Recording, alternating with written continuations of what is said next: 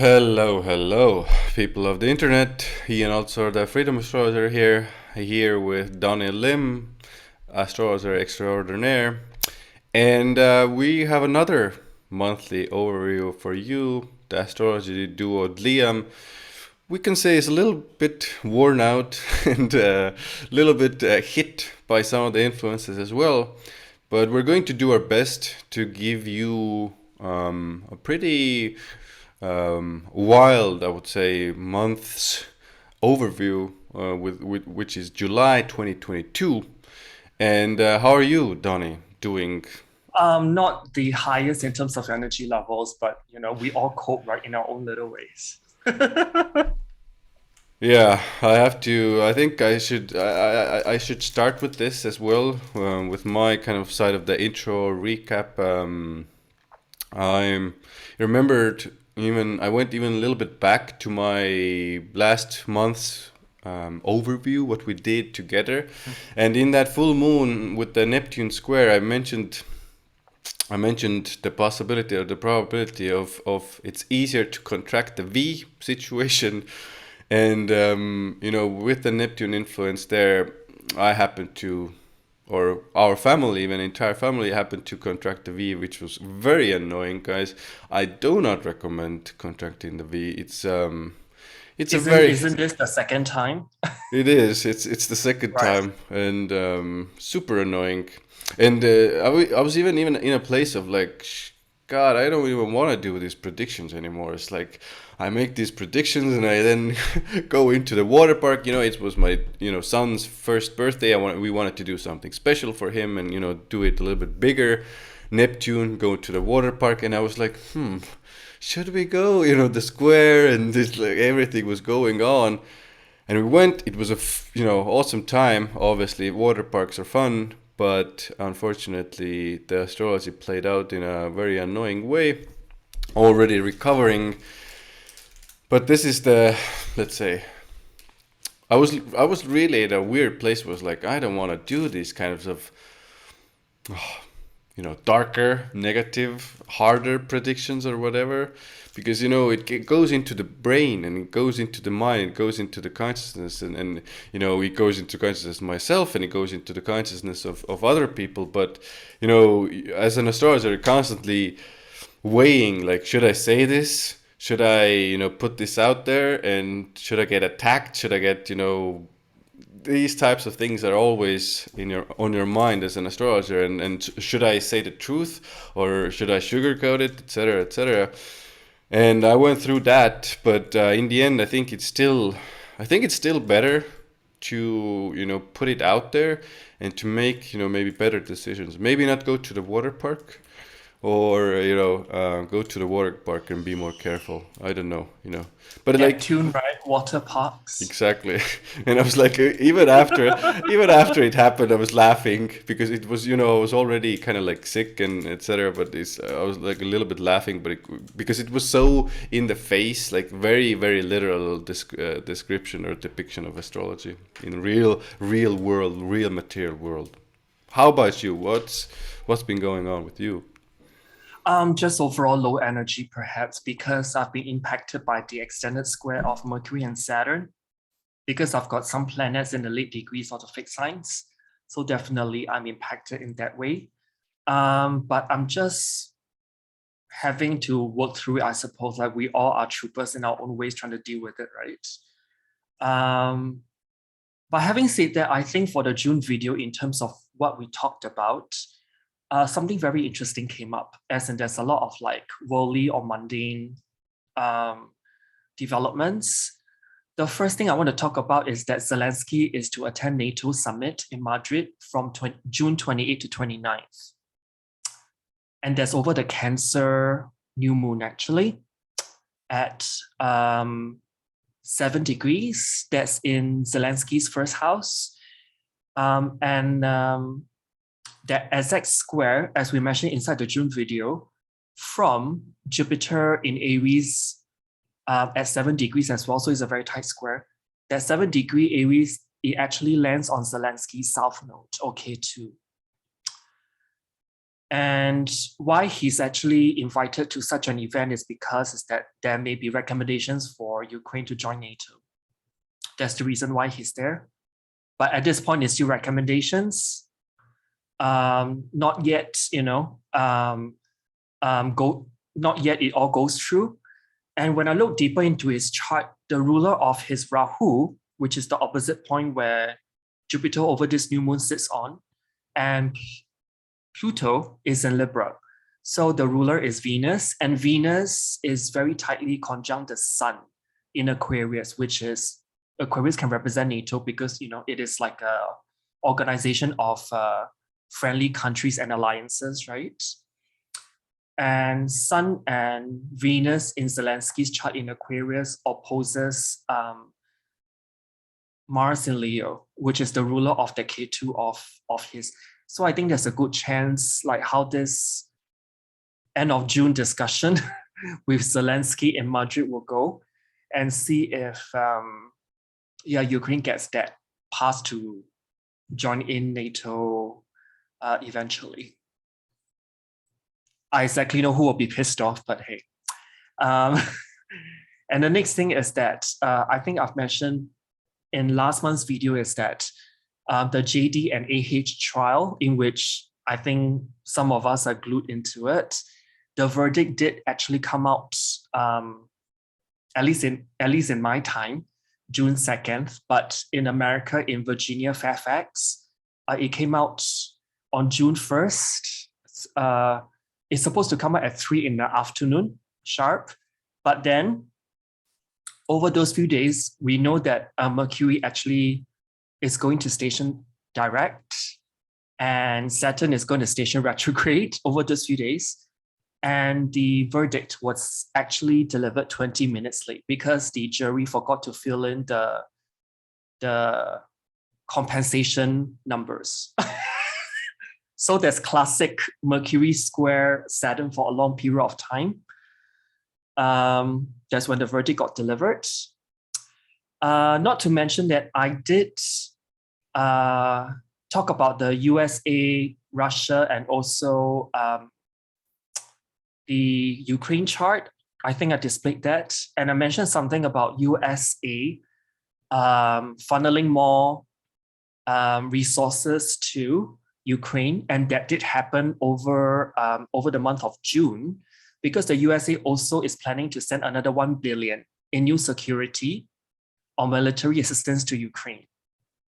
The decision was made in June. Not to mention that Ghislaine Maxwell will be sentenced, I think very close to that new moon in Cancer squaring Jupiter in Aries. I think it's nearly on the same day or just like plus minus 24 hours. Yeah, of that new moon, because we're taping end of June. So the new moon is still coming in a few more days. And the next thing I want to mention is about Roe v. Wade, and that's overturned by the Supreme Court. At the time of our taping, I'm sure a lot of people are still in shock and still absorbing what's coming. And at the point of announcement, this actually happened on the backs of a Moon-Uranus conjunction in Taurus. And at the same point, when this is happening, Saturn in Aquarius just turned retrograde, is squaring Pallas Athenas in Taurus. And Pallas Athenas as an asteroid is all about democracy. When it squares Saturn, that means you're taking a regressive step back. Yeah. I would say that this actually serves as one of the main black swan events that can lead up to like civil war-like energies. And I'm looking already forward into 2023. And after March of 2023, I do see like civil war energies looming for the USA chart very strongly. And this is because of the 3 key transit to NATO activations according to USA's NATO chart. And right now, as we are talking about it, 2 out of 3 triggers are already in place. So the third one will be early part of next year that sets everything off. Not to mention that if we talk about the USA again, that transit Mars this year, when he goes retrograde in Gemini, will be very prominent because it will cross the USA Mars in the 7th house 3 times. And when Mars actually by transit stations direct, he stations direct on top of USA's Uranus in the 7th house in Gemini. And this may actually be setting the tone, which is that Mars retrograde of what's the lead up to that midterm election. And by the way, midterm election in the USA will be taking place under a very tense and very powerful total lunar eclipse in Taurus, highlighting that Uranus very tightly as well. So a lot of piling up of stacking of energies in the USA chart. So this Roe v. Wade being overturned by the Supreme Court is just the beginning, in other words.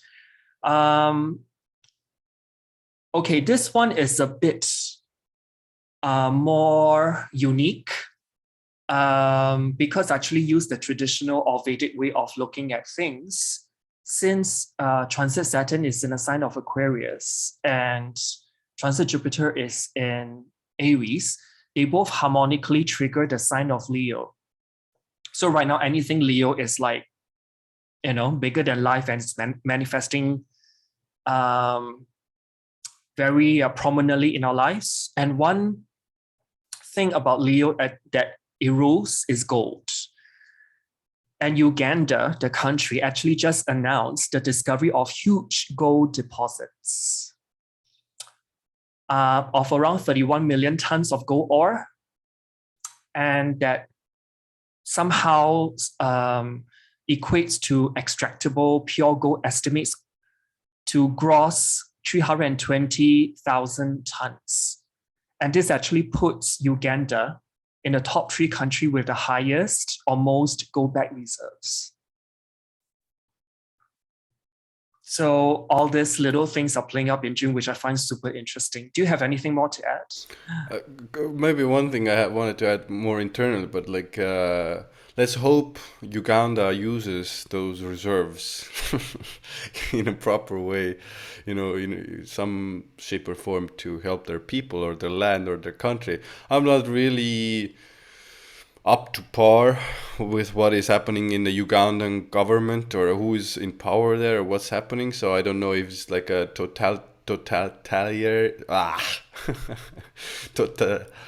my mouth is not working properly right Just now. say dictatorship. Dictatorship. Yeah, I don't know. But yeah, hopefully they use it properly, these resources, and for the people as well there. But I wanted to maybe a little bit touch upon the June energies as well, because it could have been quite stressful, could have been quite difficult for a lot of people to process, to go through, and for me, definitely what was so a lot of grief, a lot of processes to let go, grow, and let go in the end as well. But if you guys, these deeper processes that we're going through, these are quite heavy at times and quite difficult to go through. And you might even discover a lot of things about close people, that are very, very close to you, family members, close family members, maybe, close friends, relatives, etc., etc. And these revelations, these things that are coming up from our subconsciousness right now, they at first can be shocking. They can be quite painful to deal with and to understand and to move through. But the end goal here is to still liberate you, to process these and to you. And in some cases, I would hope, and I want to really put this into your consciousness, is to use these quite painful experiences as almost like fuel for the future, because usually there's 2 ways this can go. You can go into the victim mentality and really stay stuck there and not go through and not do new things and not live your life, so to speak. But if you use this as a fuel for your own personal fire, okay, I made through this, so that already proves to me that I'm quite strong of a human being. So what else can I do? And I want to say this as well because it at times at first it even helps us to use it as a "oh, I'll prove you wrong" type of energy, kind of like use that part as a fuel. And that's good and fine for a while, and use that as well. But in the end, if you come through it and you manage to, let's say, raise your vibration level, you don't need to prove anything to anybody anymore, and you can just create and make things. But the point I'm making is, don't let those past things stop you, living your life, and heal and let go, but also look to the future and look to the present moment and what we can create together and what can we make together now in this quite a difficult time as human beings. You want to move to the Jupiter retrograde that's happening in July 2022? I think I will go first because I'll just lay the foundations of this retrograde and the key important dates and the overall meaning first before we jump into the 12 signs in terms of prediction of this Jupiter retrograde. So this Jupiter retrograde in 2022, the main thing that I came up with was to somehow become one or in unison with the universe. And that's because Jupiter will retrograde from Aries and it will move back to the tail end of Pisces, where it naturally rules. So it's got that dual meaning as well. So part of it is Aries and part of it is Pisces. And in 2022, Jupiter will be retrograde in the signs of Aries and Pisces. Let me talk about the pre-retrograde shadow first, because the pre-retrograde shadow for this Jupiter retrograde, it's really occurred on May 4th of this year at 28 degrees and 48 minutes of Pisces. And Jupiter entered Aries on May 10th of this year. And Jupiter actually goes retrograde on July 28th, so end of July. In 2022 at 8 degrees 43 minutes of Aries, and Jupiter will actually re-enter Pisces right before Halloween on October 27th of this year. And Jupiter finally goes direct on November 23rd of 2022 at 28 degrees 48 minutes of Pisces. And last but not least, Jupiter actually leaves its retrograde shadow on Valentine's Day next year. So May 14th of 2023 at 8 degrees 43 minutes of Aries. And when we talk about Jupiter retrograde in Aries and Pisces meaning, I mean, Jupiter is the greater benefic planet. And so when the great benefic planet goes retrograde, not necessarily a bad time or bad thing really, because this planet doesn't really affect us the way that the others do during its moonwalking backwards, I call it, or the backwards stint. So Jupiter retrograde may be more easy, I will call it, or more breezy for most people. And when Jupiter moves backwards in the sign of Aries, I think the only thing to be aware of that it might be more challenging in terms of moral dilemmas that hold us back from making decisions, and choosing the right path will actually take time and consideration to ensure that we are right on track still. And because Aries is like a cardinal fire sign, it's got a fiery, rash energy attached to it. So not acting erratically and impulsively will be key, while Jupiter is retrograde in the sign of Aries. And when Jupiter retrograde enters the sign of Pisces later this year, I think it's a period of restoring faith and being in unison with the universe. And it's also a rare opportunity for believing in yourself. Beliefs will be straightened out, hopefully, when we enter Q4 this year. As well as the ability to see through our delusions and where have we just been kidding ourselves leading up to this point. And not to mention that Jupiter retrograde in Pisces, it can be a time of us displaying or feeling motivated to display that compassion towards others, hopefully. Because it's a mutable water sign, when Jupiter is retrograde at the tail end of Pisces, our intuition and beliefs will actually guide us to a deeper understanding of ourselves and the world around us. And since the greater benefic Jupiter is a gas giant, when a gas giant actually moonwalks or retrograde backwards, particularly the part where it re-enters Pisces, we may be signing up ourselves for a time of re-evaluating our ideologies, as well as the opportunity to revisit some mystical thoughts and ideas that have been on our minds for years. And on a personal level, when Jupiter goes back into Pisces, I will be attending mystery school. So that's one of the ways that it can play out. And I'll be wanting to do mystery school for quite a while, but you know, YOLO, right? You only live once. So why not take this Jupiter retrograde period by the horns and just like, you know, do stuff. Do you have anything more to add?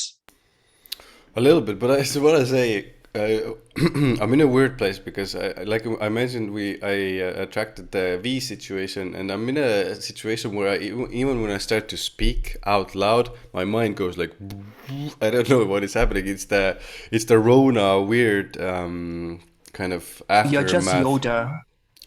You're just like Yoda from Star Wars. I wish, you know, I would definitely be okay with being Yoda, but it's like, it's very weird. Like why I wanted to touch this, it's because these aftermath of the Rona for me and our family has been really strange. It's been back pain, really weird things happening. So guys, you know, be careful out there, and you can probably hear from my voice that I haven't yet fully recovered from it. But Jupiter retrograde. So I think Donny did an amazing job already, but I wanted to bring in how we can a little bit use this to our benefit. Let's say Donny already said, you know, take the bull by the horns, go into a mystery school, learn something higher, meaning higher knowledge, gather some higher wisdom into your consciousness. I think that's a really freaking awesome way to use Jupiter retrograde. And a couple of other things, and I want to share a personal story from a few years back that I think I shared in one of our videos, like I think last year, maybe. I don't know if you can find it, but if you can, go and watch that video as well. But anyway, I used to be a professional poker player, and as you know, Jupiter is a lot to do with luck and abundance, and you know, sometimes it can bring money, even very directly to us as well. And one of the ways we can use this Jupiter retrograde is we can look at the house it's going retrograde in. Very important, because right now we're entering the shadow phase. And for me, the shadow phase is usually, everybody says 2 weeks. My observations and constant making of notes and looking at things, it's 3 weeks with almost every planet. I'm okay with going into a debate with other astrologers with this, and just I have made so many observations with this. So 3 weeks I would give every shadow and after shadow period. Now with the shadow period moving into the period, it's very, very potent. And obviously the aftermath as well, but we're very close to right now going into the period. What this means is usually when we're approaching the period, the material manifestations can really happen. Now, and especially when we're going, let's say, closer and closer to the actual, station and actual retrograde period. So this means end of July, guys. And, what I want you to do is go look at your natal chart, go look at which house, and we're going to go through with Donny, the predictions as well. But you can use this, go look at the natal chart, go look at the house it's going retrograde in, and and think in your mind what are the things associated with the house, and sign as well, obviously. And that way you can see what are some of the areas you can actually use this area. And Jupiter is also our intuition, our how we bring in the higher wisdom from the ethers as well. So very often when it's going retrograde, we might receive some sort of intuitive guidance, very important intuitive guidance for us to take action on as well. And this is an important one as well, to also take action. Now, Jupiter is one of those planets that can bring things to you. You know, you don't always have to take action, but I've noticed that when you actually take in the intuition and take action with the intuition, the results can be really good, and especially with Jupiter, because there's an extra element of abundance of luck as well. So what did I do a couple of years ago? I was literally in a place where I was sick at home. You know, not much was going on. Energy was a little bit, stagnant and slow, and I was preparing for something else. But I had the intuition of, very suddenly. I hadn't played poker in, I think, like maybe 3, 5, long years. And suddenly I received the intuition of, okay, go and enjoy yourself, go and play a tournament, go and play a little bit online poker. And I was like, it was very strange, because I hadn't even thought about it. I hadn't even, kind of like even entertained the idea of even doing it. So that was why it was a little bit weird for me. And I was like, okay, let's take action, because I knew, we were very close to actually the Jupiter retrograde period, or going into the retrograde period. Actually, this one was coming out of the period, and I decided to, okay, knowing everything, it's okay to risk a little bit. And I jumped in, and very quickly I won a nice tournament. And it took, I think, if you've played poker, it takes a little bit longer than a little while. I think it was like 8 hours or something. But anyway, I played the tournament. I won the tournament. I hadn't, I was rusty. I hadn't, obviously, if you play poker as a professional, the skills, are developed. But still, I was rusty, and Jupiter actually helped me in those late hours of that evening to actually bank a nice four digit sum of profit. And no, I wanted to bring this story for you in order to show you kind of like how you can actually use it. So maybe it's in your seventh house, partnerships, maybe it's clients as well. So maybe it's time to promote yourself a little bit more, and it's public, seventh house is public as well. You can promote yourself a little more, get a little extra clients. Just an idea to put into your head how you can use this and how can this manifest for you as well. And kind of like what to expect, because if these intuitions are coming your way, it's important to also, take it in and, okay, now I remember Jupiter retrograde. Okay, so I put the pieces together. Now I go and actually do it in order to get the sometimes it's money. It's not always money. Yeah. Fun little story for you guys. Hopefully this helps. Right. So now let's go on to the key Jupiter retrograde aspects. While it's going on, so the first one will be on August 18th, and this will be Venus in Leo and Jupiter retrograde in Aries harmonized via a trine aspect. And this actually expands our hearts, but also expands our wallets as well. So on one hand, don't get too lazy or overspend during this transit. And it's also a favorable transit. However, for putting other people at their ease with a natural contagious enthusiasm. And you may find that plus minus a few days from August 18th, it may be favorable for a larger than life way of selling your ideas or schemes that may pay off for you as well. So the next one will be on September 1st, and this is when Mars in Gemini and Jupiter retrograde still in Aries connect via an opportunistic sextile. And this actually gives expansion to our passions and desires. And it also creates opportunities to achieve personal goals. And you'll be able to find that your energy level that you require to move ahead with stuff, if you've been feeling stuck up to that point, it will be easier for you to move forward. And the next day on September 12th, Mercury in Libra forms an opposition with Jupiter retrograde in Aries. And this actually can give us that initiative and push in expanding our minds and belief systems. but you're also prone to making mountains out of molehills, blowing things out of proportion. And you may also struggle to keep a balanced viewpoint as well. Or you can become quite fanatical in pursuit of your beliefs as well. And if we move forward to September 26, the Sun in Libra actually forms an opposition to Jupiter retrograde in Aries. And this actually can be expanding our egos quite a bit. And this can be a time where we are acting according to our assured selves. But on a certain level, Jupiter and Sun in opposition, this can be also from a narcissistic place as well. So you need to watch out for that, which can lead to potentially abrasive and cocky behavior. There's also a potential to be restless, and you may find it difficult to settle in one place because it's an cardinal sign opposition. And larger than life ideals may stand in the way of achieving goals. So you may bite off more than you can chew, really. And the challenge here is really to find balance between stability and adventure so that you'll be having the extra shot or chance to reach your goals. And now let's move on to October 1st. This is when Venus in Libra forms an opposition with Jupiter retrograde still in Aries. And this is an expansion of money and love. And I would say that when Venus and Jupiter are in opposition in the signs they will be in,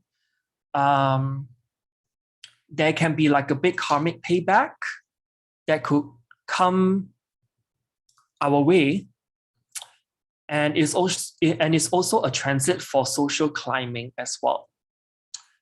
You just need to be beware that you may grapple with extravagance, wastefulness, and a almost like childlike expectancy or expectation that someone will come to your rescue.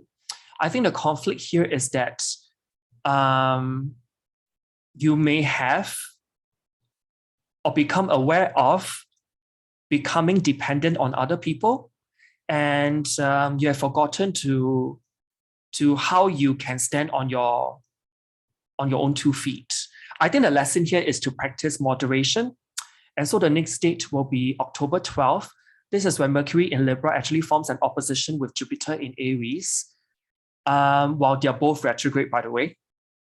So this may make us drop the ball on ongoing projects, or you may encounter some kind of delays. Things may be blown out of proportion as usual, or you may struggle to keep a balanced viewpoint, or you may become stuck in your own beliefs and you can't see out of the box. And so let's move on to November 16. This is when Mercury in Scorpio forming a trine to Jupiter retrograde, this time in Pisces.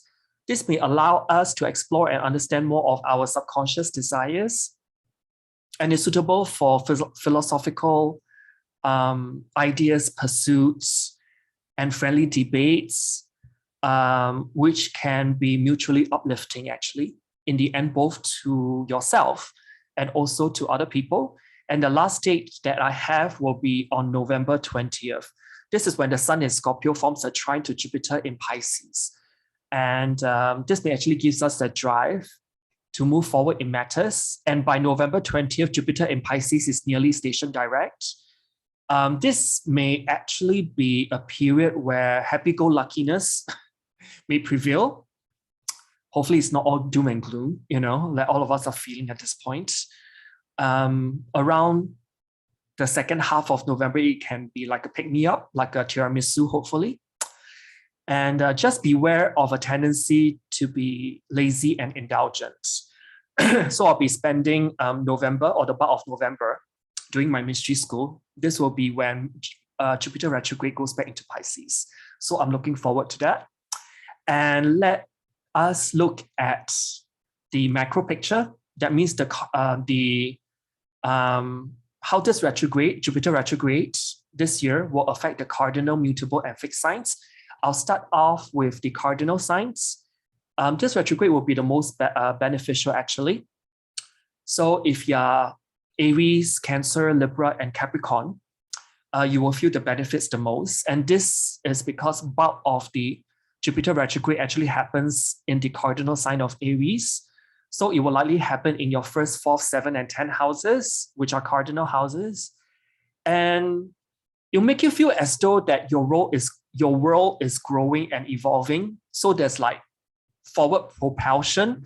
So over this Jupiter retrograde, it's more like fine-tuning your plans for the future. It's also a wonderful time for the mutable signs, by the way, because part of this Jupiter retrograde happens in the mutable sign of Pisces. But the bulk of this Jupiter retrograde will happen in Aries in their second, fifth, eighth, and 11th houses. So if you have Gemini, Virgo, Sagittarius, or Pisces, you will feel that over this Jupiter retrograde, your life will be emotionally richer, particularly when that Jupiter retrograde goes back into deep back into Pisces. And there's this kind of inner sense of abundance that may come forth for you. So how about the fixed signs? Bulk of this Jupiter retrograde will be happening in your third, sixth, ninth, and 12th houses, depending where the sign of Aries is in your chart. So if you're Taurus, Leo, Scorpio, or Aquarius, this Jupiter retrograde, when I compare to the other two modality of signs, they're not feeling as much of this particular one. And that's perhaps because this transit will have a smaller or a more minor effect on you guys. And it will most likely change your daily routines in minor ways. So it's more of like an adjustment Jupiter retrograde season for you rather than propel you forward in that sense. So do you want to start, Ian, with Jupiter retrograde for Aries? Sure. Which will happen in their first and 12th houses. Yeah, this is an interesting one, guys, because literally we're heading into, and the bulk of it's happening in Aries, and a lot of the, let's say, even with Jupiter, we're putting in still efforts in those areas, and we have to put in efforts because, during the retrogrades, it's hard to, have that Jupiterian belief. We have to cultivate more of that belief internally. And now, later on in autumn time, it's going into Pisces. So it's coming out of retrograde in the sign of Pisces. So a lot of those also results that I spoke of in the first part are going to come also, during autumn time in the areas where Pisces is in your natal chart. So it's important to also know what house Pisces rules in the chart, so where to kind of listen to that intuition, that higher guidance, and where to take action during autumn time to get maybe some of those abundant results as well. So for the Aries, ascendant, you can always look at also from the moon and the sun as well. It's happening in the first house, so good for you guys. Had to say that. I don't know why, because it's Jupiter, and a lot of good things can come your way right now when we're heading into it. Belief in yourself, generally overall belief in yourself is expanded, and you have to work on it during the retrograde period. And a lot of you will be guided, let's say, to the right path on your life as well during the retrograde, and you have to put a little bit of efforts here and there to kind of get to that right path. I see here working. And what did I want to say about this? God, this Rona thing is it's messing up my brain. But the body is also important for you to work on during this, because it's the first house, it's the body. And a lot of you are going to put efforts in, sometimes it's fitness, sometimes it's diet as well, because, sixth house is diet as well. But what I've seen is when you start to work in the first house with planets, it's still the body. So usually the diet comes into it in some shape or form. Even the exercising, the movement of the body in some shape or form comes in. So you're going to be putting in more efforts there to kind of tone the body there. Now we're going to get results during autumn time as well, and where some of that influence is going during autumn time is spiritual practices, subconscious patterns. And Jupiter will definitely help you release some of those subconscious patterns that have been holding on, you've been holding on to, and hopefully you will also get some rest. Because Jupiter in the first house, usually more active, more action, more taking action in the world. But now everything, fighting, like Donny said, especially in Aries. God, it's it takes a lot out of you as well. And you have to, later on in autumn time, have to find places to rest, recover, take a little bit behind the scenes type of approach there. And, pleasures, even backroom deals is a good time with 12th house to make things happen behind the scenes and release some of those subconscious patterns. Now, spiritual experiences and channeling, dreams, I would say that's an important part for the autumn, for the Aries as well, to pay attention more, to write these down, be more open, receive, because like it sounds corny, it will sound very new agey, and I'm not a super fan of this, but the freaking universe always wants to help us. Now, I wasn't a big fan of this for a long time. Now I'm understanding that actually these guides, these spiritual, these things are actually helping us. And a lot of us are, or a lot of that around you. And this is a time for you to kind of accept these, and you have to invite it in and have to accept it. Otherwise, it's kind of like, not so much. Okay, so for Aries, mostly rising, we are using whole sign house system. So this Jupiter in Aries, then subsequently Jupiter in Pisces retrograde will be occurring for Aries in their first and 12th house. So the first part of the retrograde in Aries, I think it will have you kind of run all around town like a busy bee, perhaps juggling more than you can chew. And if you are one who actually likes buffets, because buffets are actually Jupiter, and Jupiter also rules the fats of the body. So if you feel that you've gained a lot of weight prior to this Jupiter retrograde, then it can be time for you to relook at what plans can I look for or look forward to that's still fun. Jupiter loves fun in terms of some exercise regime, which can be Aries or Mars energy, to keep you in balance, because Jupiter just loves to expand, and you wouldn't want to end up like the Michelin man, So when Jupiter retrograde actually moves back into Pisces, that is your 12th whole sign house, it'll be a good time for introspection and reflection.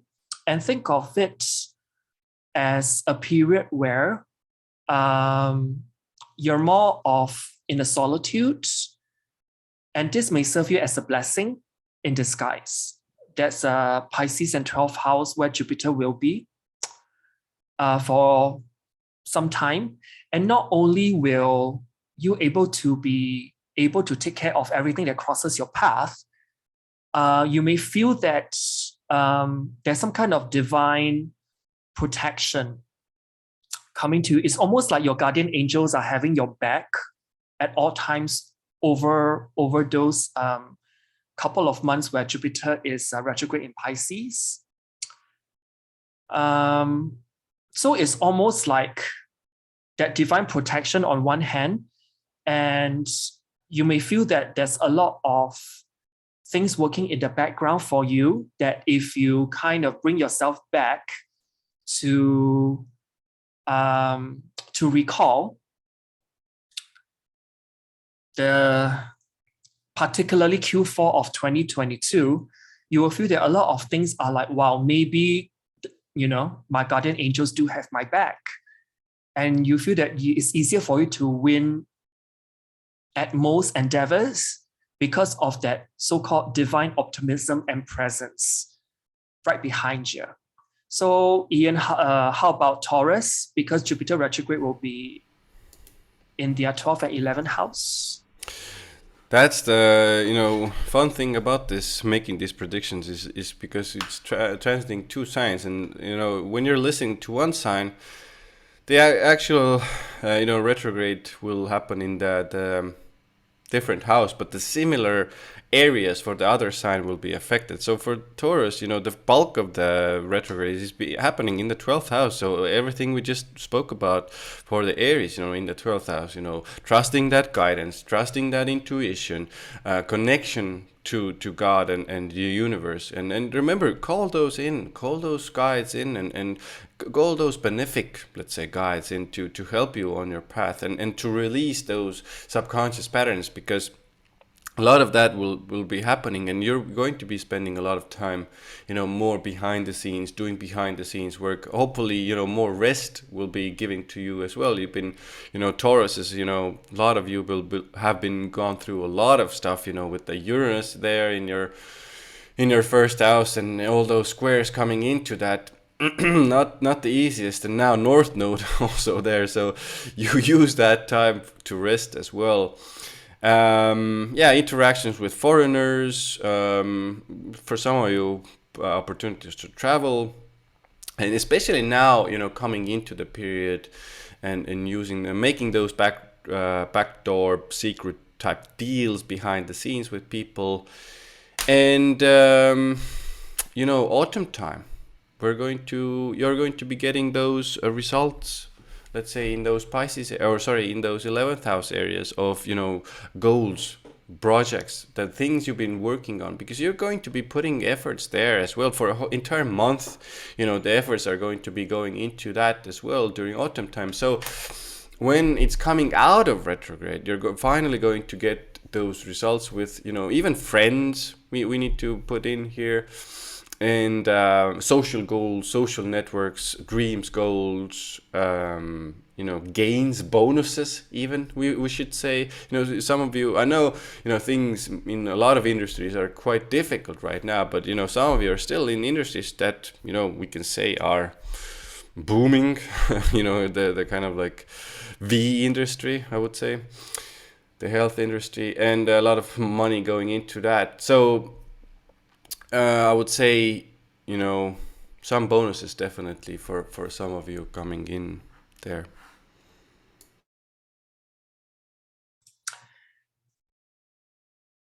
Let me see. For Taurus, this Jupiter retrograde will be in their 12th and 11th house.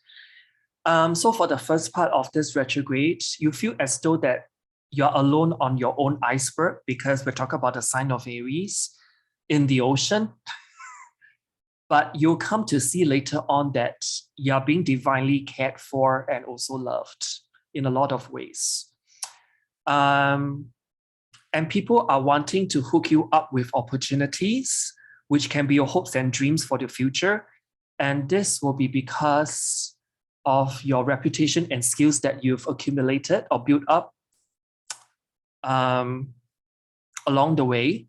And with your network abilities on point, which is that 11th house energy, you can attain pretty great things without a hitch, I would say. And this will actually allow you to reach new heights with your hopes and dreams or goals. And you will find that you may end up in a wonderful work position by the time this retrograde finishes in Pisces, in your 11th whole sign house. So how about Gemini, Ian? Because this Jupiter retrograde is in their 11th and 10th houses. So I really actually like, especially when we're building up, I like for the Geminis to go and really put in efforts, first and foremost, towards their goals and dreams, and the things that they're building. And especially if you're working on something like social media and with networks and with groups and people, like, put efforts in. Obviously Jupiter will bring something to you kind of like on its own, or lucky opportunities there through contacts, through networks, and etc., etc. But if you're actively engaging, maybe you're actively publishing something there, the results will be even better. And during the retrograde, you will get to work on these things and put in maybe efforts and perfect a little bit there in the 11th house of contacts, making new contacts, being more, let's say, because it's Aries as well, being more even aggressive at times to put maybe contact somebody and put a video out or something along those lines. And then during autumn time, it's moving into your 10th house of career and social status. So it is a pretty darn good time to put in those efforts there, and then get efforts in the areas that I mentioned, and through those areas actually get the results during autumn in your career. So Jupiter in the 11th house, us Western astrologers really love that. So guys, for you,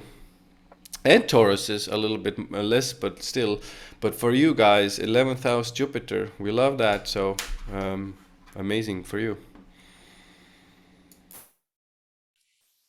And I think for me, for Gemini, in which this Jupiter retrograde will be in their 11th and 10th house, this may be a wonderful time for you, which means you're able to connect with people or groups of people, because the 11th house can be that. Pertaining to projects that hold meaning for you personally. Work opportunities are also pouring in, making you feel kind of very optimistic and feel very blessed in career-related matters.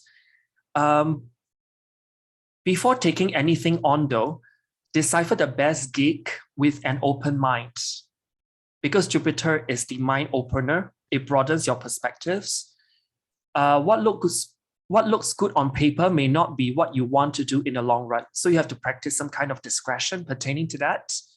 And not to mention that since Jupiter also relates to blind optimism, and in the sign of Pisces is even more so, because it's almost like that Jupiter is under anesthetic. So you may be needing to be careful before rushing into any professional decision, just in case, okay? But overall, I would say that for Gemini, just have a very good time ahead. So how about Cancer, Ian? Because this Jupiter retrograde is in their 10th and 9th house. I'm enjoying that for Cancers. Definitely, it's not bad. It's not bad for you guys in Cancers. Again, in the 10th house, starting off, angular house, active house. We want Jupiter there and expanding our career and social status. Usually we should say. And obviously you're going to, if you've been working on maybe some sort of work project, you're going to be putting it out now. It's a good time to actually put it out. Mostly, again, I don't know you need to still look at the natal chart, but like overall, if you've been working out, Jupiter will still, even if you have harder aspects, it will still make it a little bit easier. People will be drawn to it. It will, the project has a better, chance of succeeding. Maybe it's a work project, maybe it's something of a business, even that applies here as well. And, kind of like even the relationships with the bosses, people you work with, these should be right now giving and yielding results as well, or bringing in opportunities from these people. Maybe it doesn't always have to be a boss, it's sometimes a mentor figure that brings that in as well, or somebody, I should say, 9th house is more mentor figures. I would say somebody who is more higher up in the, let's say, social ladder or career ladder place, that can bring in some sort of opportunity as we're moving into this retrograde. And then after it's retrograde, you have to work on it more. Now, 9th house, what's not to love here? Jupiter. Maybe it's a little bit too much of Jupiter. That's the only thing. It's a little bit like, oh my God, the future is so bright. But still, like when I'm thinking about the 9th house for you Cancers, it's a lot to do with mentors, teachers, higher wisdom, higher knowledge, higher channeling of information. So again, getting some sort of certification, getting some sort of knowledge, information from these teachers, support from these teachers, or learning something higher knowledge type or area that will help you later on in life. So I actually like it, and during autumn time, the other energies are quite I would say, dark and heavy, and it will get a little bit heavier. But for you Cancers, I would say it's a little bit easier to at least see some greater positive outer wider silver outlining of the future for humanity with the ninth house Jupiter coming out of retrograde there. And for me, when I think about Cancer, since this Jupiter retrograde will be starting in their 10th house and moving back into the 9th house, this actually tells me that inspiration is key to finding your place in the world. And while you may look within or in outside sources, it's important to be content with what you have. Sure, you don't have everything that you want, but that does not mean that you can't attain it soon, because you will. Just trust in the process and believe that things are changing for the better in the future. And I would say that although the present might seem boring, this is the calm before the change actually occurs, because Jupiter will eventually go back into your 10th house in Aries. So Ian, how about for Leo? This Jupiter retrograde happens in their 9th and then 8th house. So this is interesting, guys, because as someone who has personally in my natal chart, I have by Placidus, I have the Jupiter in the 8th, and I have by Wilson, I have the Jupiter in the 9th. So for Leos, I quite well know what is about to happen in a way, but you know, let's start with the 9th house. Like we said, it's a little bit of an easier, you know, place to have the Jupiter in a lot of ways, because it's a natural house, and you know, those seeing that future in a little bit of at least a brighter light with even everything else that is going on is let's say attainable for you, and also getting those certifications, maybe some diplomas, maybe a course here, like Donny said, the mystery schools, these types of things, all these things are 9th house related. And if you're in a, let's say, more of a practical or earthly, let's say earthly, I shouldn't say practical, because a lot of spiritual knowledge is very practical. Like if you're in an earthly, more career, more mainstream career, it's still, you know, it's time for you to put in the efforts and learn something higher, learn new wisdom, channel some wisdom, get some knowledge, work with a teacher, work with a mentor, and get those things in. And you know, later on when it goes into the 8th house, let's maybe start with the more positive side of the 8th house, which is, you know, deeper seeing of these esoteric matters like astrology, like psychology. You will have a let's say a moment where all these, let's say, wounds and wounds that have been holding you back, they can be healed almost out of thin air, and or maybe a teacher, kind of mentor figure, or a healer comes your way and helps you understand these on a deeper level and release those better as well. And you know, 8th house is other people's resources. So you know, if you're working with clients, if you're maybe your spouse is bringing something, or the clients, or maybe taxes, inheritance, things of these can come in your way as well.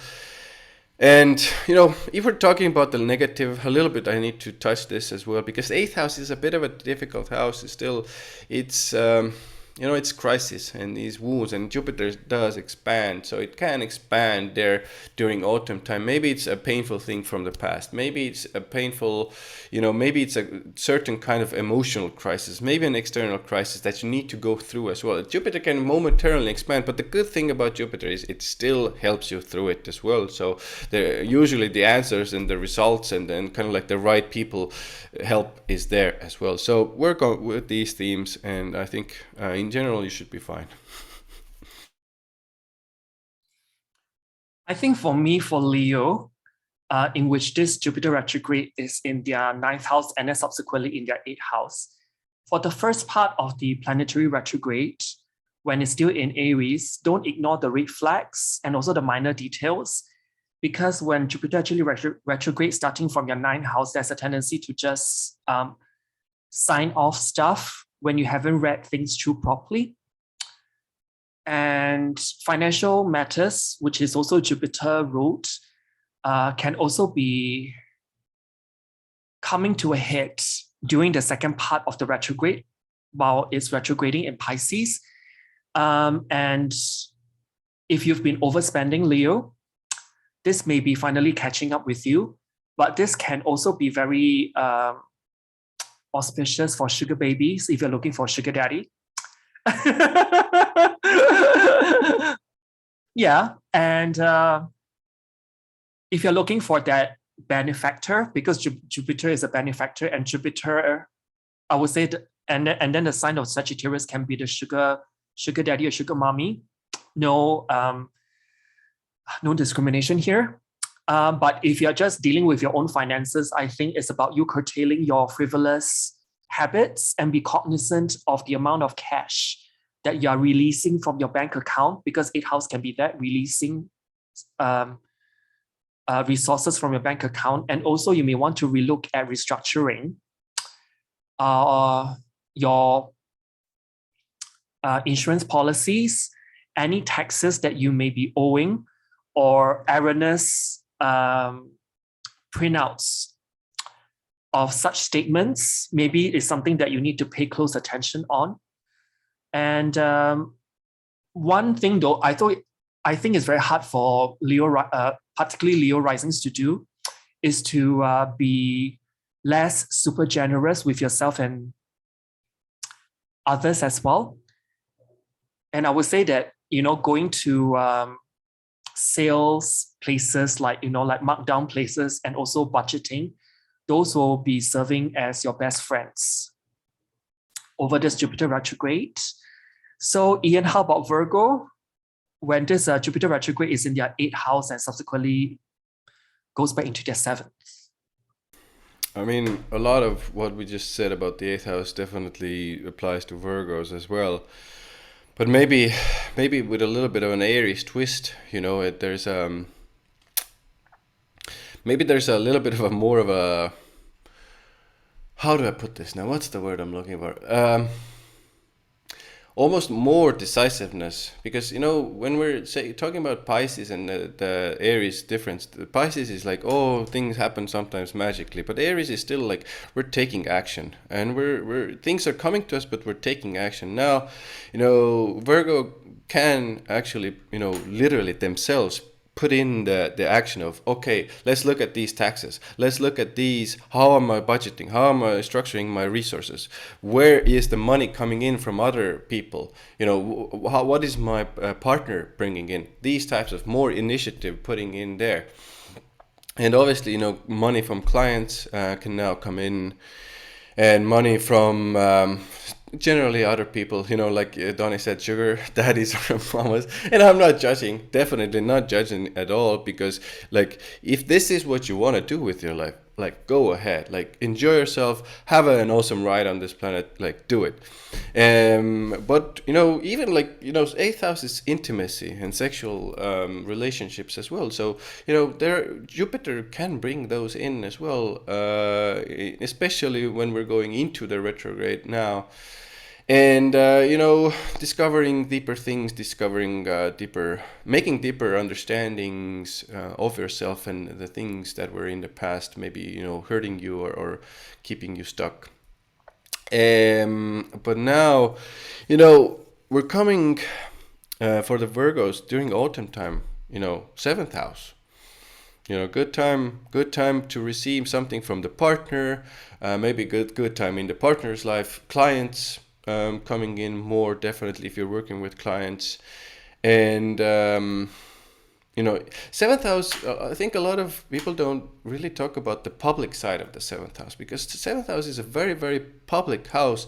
And when Jupiter is coming out of retrograde there, so if you're in a little bit of an even public role, and maybe doing YouTube videos, whatever you're doing there, or social media, it's still a good time to receive some sort of public recognition or something from the public, or being even more out in the open publicly. And Jupiter will bring those results there for you. Very often in the 7th house, it can even bring a partner, even and business partner as well, not only a romantic partner. So stay on the lookout for that, guys.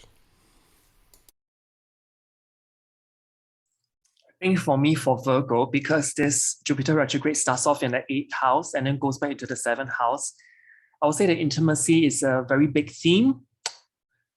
For you, Virgos, over this Jupiter's moonwalk or backward spin, the close relationships in your life are important to you.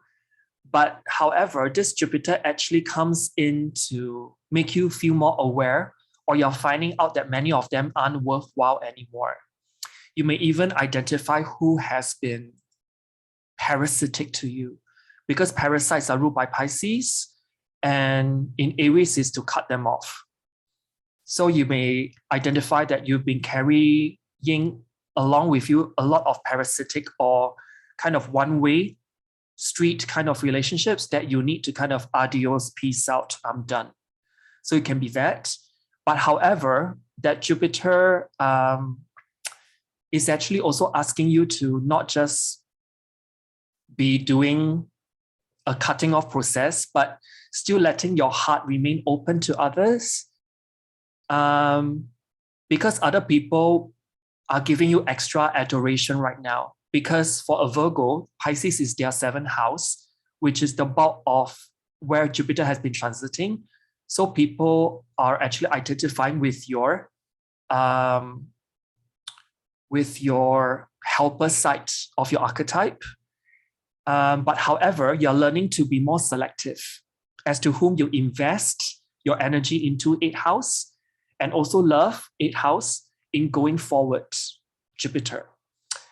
So in other words, relationships in your life currently that are strong will thrive and survive. And those that are not will just kind of fall by the wayside for you. So how about Libra?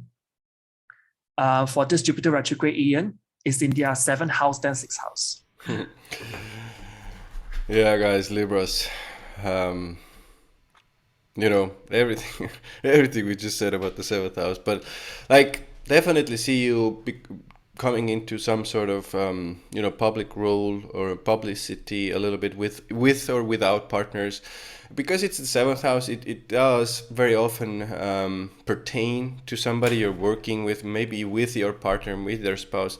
So coming into that relationships, I would say they always receive a boost there. So maybe there's a new opportunity with a new partner, maybe it's an older partner, but something is kind of like Jupiter puts its magic on it. So maybe it's the relationship has been a little bit under the weather or something like that. Now Jupiter kind of like gives it a boost before going into retrograde. So, and people who a lot of Libras obviously work with deals, with sales, making deals, making agreements. So a good time to receive the results for it. And obviously, if you're able to do like push the energy a little bit, maybe make that call, shoot that email over, and get those things and get the ball rolling. And Jupiter will then help you out as well. Maybe closing some deals, maybe closing some sales, etc., etc. What did I want to say about this more? The 7th house. Obviously, we can say a little bit about the marriage thing and kind of relationship thing as well. I do see a lot of Libras there, tying the knot or, taking that relationship to a new level, during this period as well. There is a possibility for that as well. Now, 6th house, when it's coming out of the retrograde during autumn and going into it, it's a weird one, because the Pisces 6th house for you, Libras, the routines can be a little bit here and there. Let's put it that way. It's just like, oh, I don't need to take care of these. But how do I say it now? How do I say it nicely? Guys, it's important. It's important to take care of these routines. But Jupiter can help you there. It can bring you these right routines. It can bring you healing. It can bring you even healthy things there in the 6th house. You need to watch out, I think, with eating specifically, not to do it, overeat there, enjoy yourself, indulge in addictions. Addictions is a big one with Jupiter, actually. If it's there especially for a long time, and month, a little bit longer there, end of year, and coming out of retrograde, it's easier to justify addictions to yourself. So be on the lookout for that. good things. You know, it can help you also to resolve some sort of imbalance or dispute in your life as well. Jupiter can bring you the resolving there as well. So receive that definitely. Interesting, because I wrote here for Libra, in which Jupiter will start off retrograding in their 7th and go into their 6th, is that keep the buffet away, because buffets are Jupiterian. I think for Libra also, you have many standards when it comes to people that you're in business with or commitments with. And the catch is that they may not be as honest or transparent as you would like. And all the frustrations will end with you actually opting out of some of the opportunities in order to remain a moral high ground for you Libras. So during this Jupiter retrograde, I think before making any commitments or signing of contracts, ask a third party for advice on the matter. There's Jupiter, which is a advisor kind of role. This may actually guide you along your journey and give you the opportunity to understand what's in store for you moving forward. So Ian, how about Scorpio, in which Jupiter retrograde will be in their 6th and 5th house? Like for Scorpios, it's a little bit easier, I would say, because it's Aries. You know, Aries, 6,000 Aries is a little bit of an easier combo than 6,000 and Pisces. You know, it's easier to bullshit with Pisces. Now, Aries doesn't like bullshitting at all, so it's easier to be, direct with yourself, a little bit more direct. And, in those argumentative situations and problematic situations that have been, I've seen this for Scorpios, unfortunately, that these imbalances have been more, because Jupiter expands. It helps to resolve, yes, but it also expands. So very often I see this, especially it expands and then it resolves. But like the uncomfortableness comes in with the expansion. So, harder to, a lot of you might have been even going quite all in with your diets, routines, and it took a lot out of you. And now it's a little bit, okay, maybe let's reconfigure these diets and routines, and then also, learn to have fun as well, because it's, it's the 5th house where it comes out during the autumn time. And, it's important to have fun. It's important to do that side of things. When Jupiter is in the 5th house, you will get opportunities to do that. And the downside maybe is it's a little bit too much of fun. If you're going, maybe... especially with Pisces, it's fun very often is going out and going to these shady clubs or whatever you guys like doing there. Be careful and don't overdo it with the let's say negative side of Pisces when you're going out to have fun. Maybe do creative projects instead, like put your effort and energy into creative projects where you can actually, during autumn time, you can actually get the results. Sometimes it's even associated with the business side of things, and bring those creative things into the business where you can actually almost enjoy yourself while working, if that's, and then it is possible. Actually, I've experienced this as well. Results with children and also lovers and romantic partners during autumn. Interesting, because I wrote for Scorpio that beware of office romance. Because 6th house is co-workers and 5th house is romance. And Jupiter swinging back and forth their 6th and 5th house, it can actually bring along an office romance. So if you're sure this co-worker can be someone that, which will stay for quite some time, go for it. Or maybe you just want to fling, that's all right too, no judgment here. And overall, I would say that romance and creativity are in the air for you Scorpios, allowing you to seek new heights around such sentiments.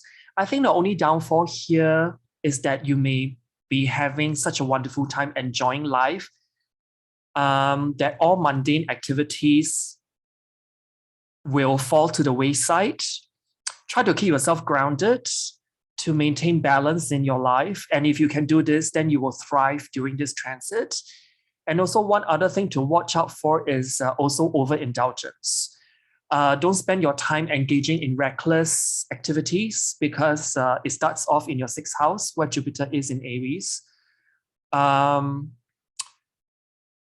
When you can be creating and growing your life in exponential ways. So look at something further down the road for you and not just kind of like focus so much on the present and just steamrolling your way ahead when probably divine timing is still not yet fully for you to consume. And if you want to take a chance and roll the dice on a bet or gamble, you can actually win big during this time, as long as you take calculated risks that's within your budget. So don't chew off more than you can take. And if I think about fifth and sixth house, because the sixth house is the second house from the fifth, some of you who are Scorpio and are parents may want to teach your kid something about taking care of their own bodies as well. Some necessary information, especially if they're like teenagers, in case they get too experimental with things and come back with things that make you as a parent worry a lot. So I think that's all I have for Scorpio thus far. And how about Sagittarius, Ian? The Jupiter retrograde will be in their fifth and go back into their fourth.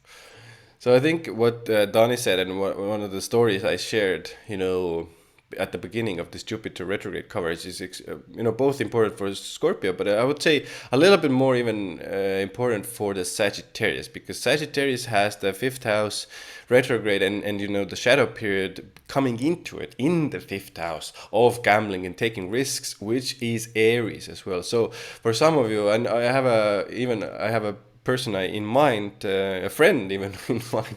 I hope the person listens to it. And the person is actually in that business of gambling as well. So it is a pretty interesting time to take those calculated risks, because the actual reward right now for you people, especially in that business, if you're a poker player, for example, it's here right now, moving into the shadow period. So take those calculated risks. The downside of this with the Aries is taking too much of that risk. So be careful there, not to kind of like go ballistic there. So yeah, areas of focus: romantic partners, creative projects, putting into efforts into business things, lovers, children. Now, fun, I would say, again, don't overdo it, because especially if you're a younger Sagittarius, because usually Sagittarius takes time to mature, and when they're mature, they put in more like creative projects and spiritual pursuits and stuff like that. But when they're younger, it's exciting and it's adventurous, and let's go to the club and do those things. So yeah, calm yourself down a little bit, I would say there.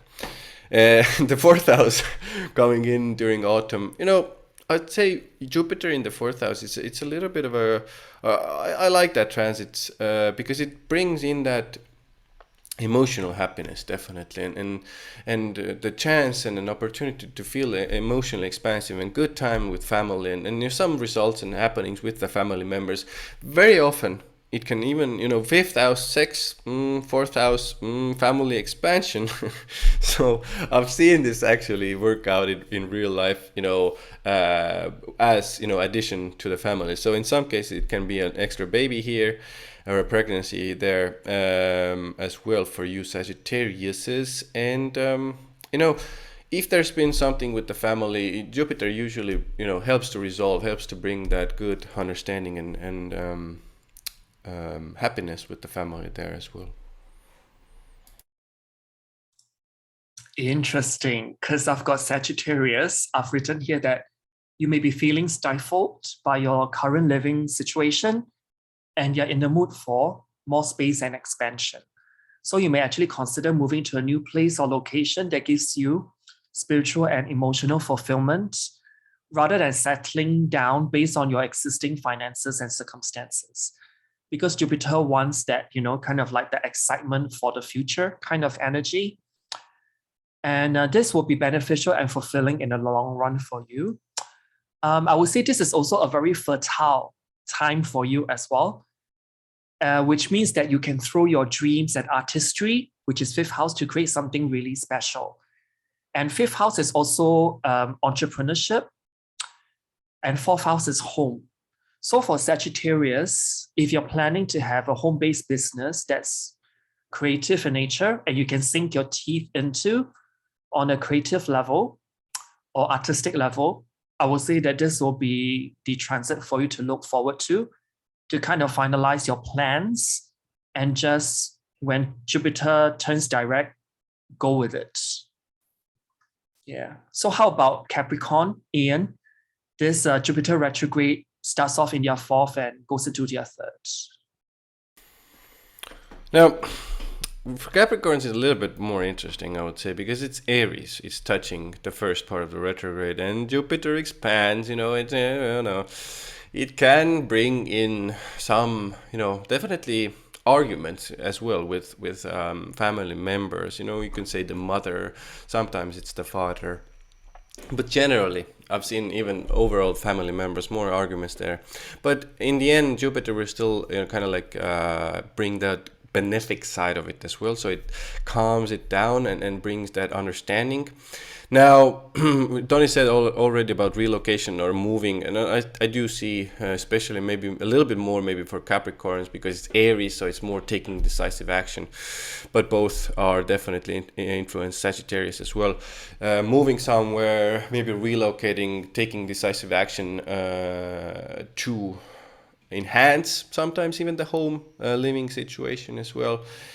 The third house for the Capricorn is influence as well. So, usually it does, because it's already expanded the emotional side of things in the fourth house, making things a little bit easier, happier. Now, the third house is also to do with a lot of movement. So driving, moving there, is Jupiter expands that, and all that translates for me into a little bit of, let's say, a high potential to move and relocate.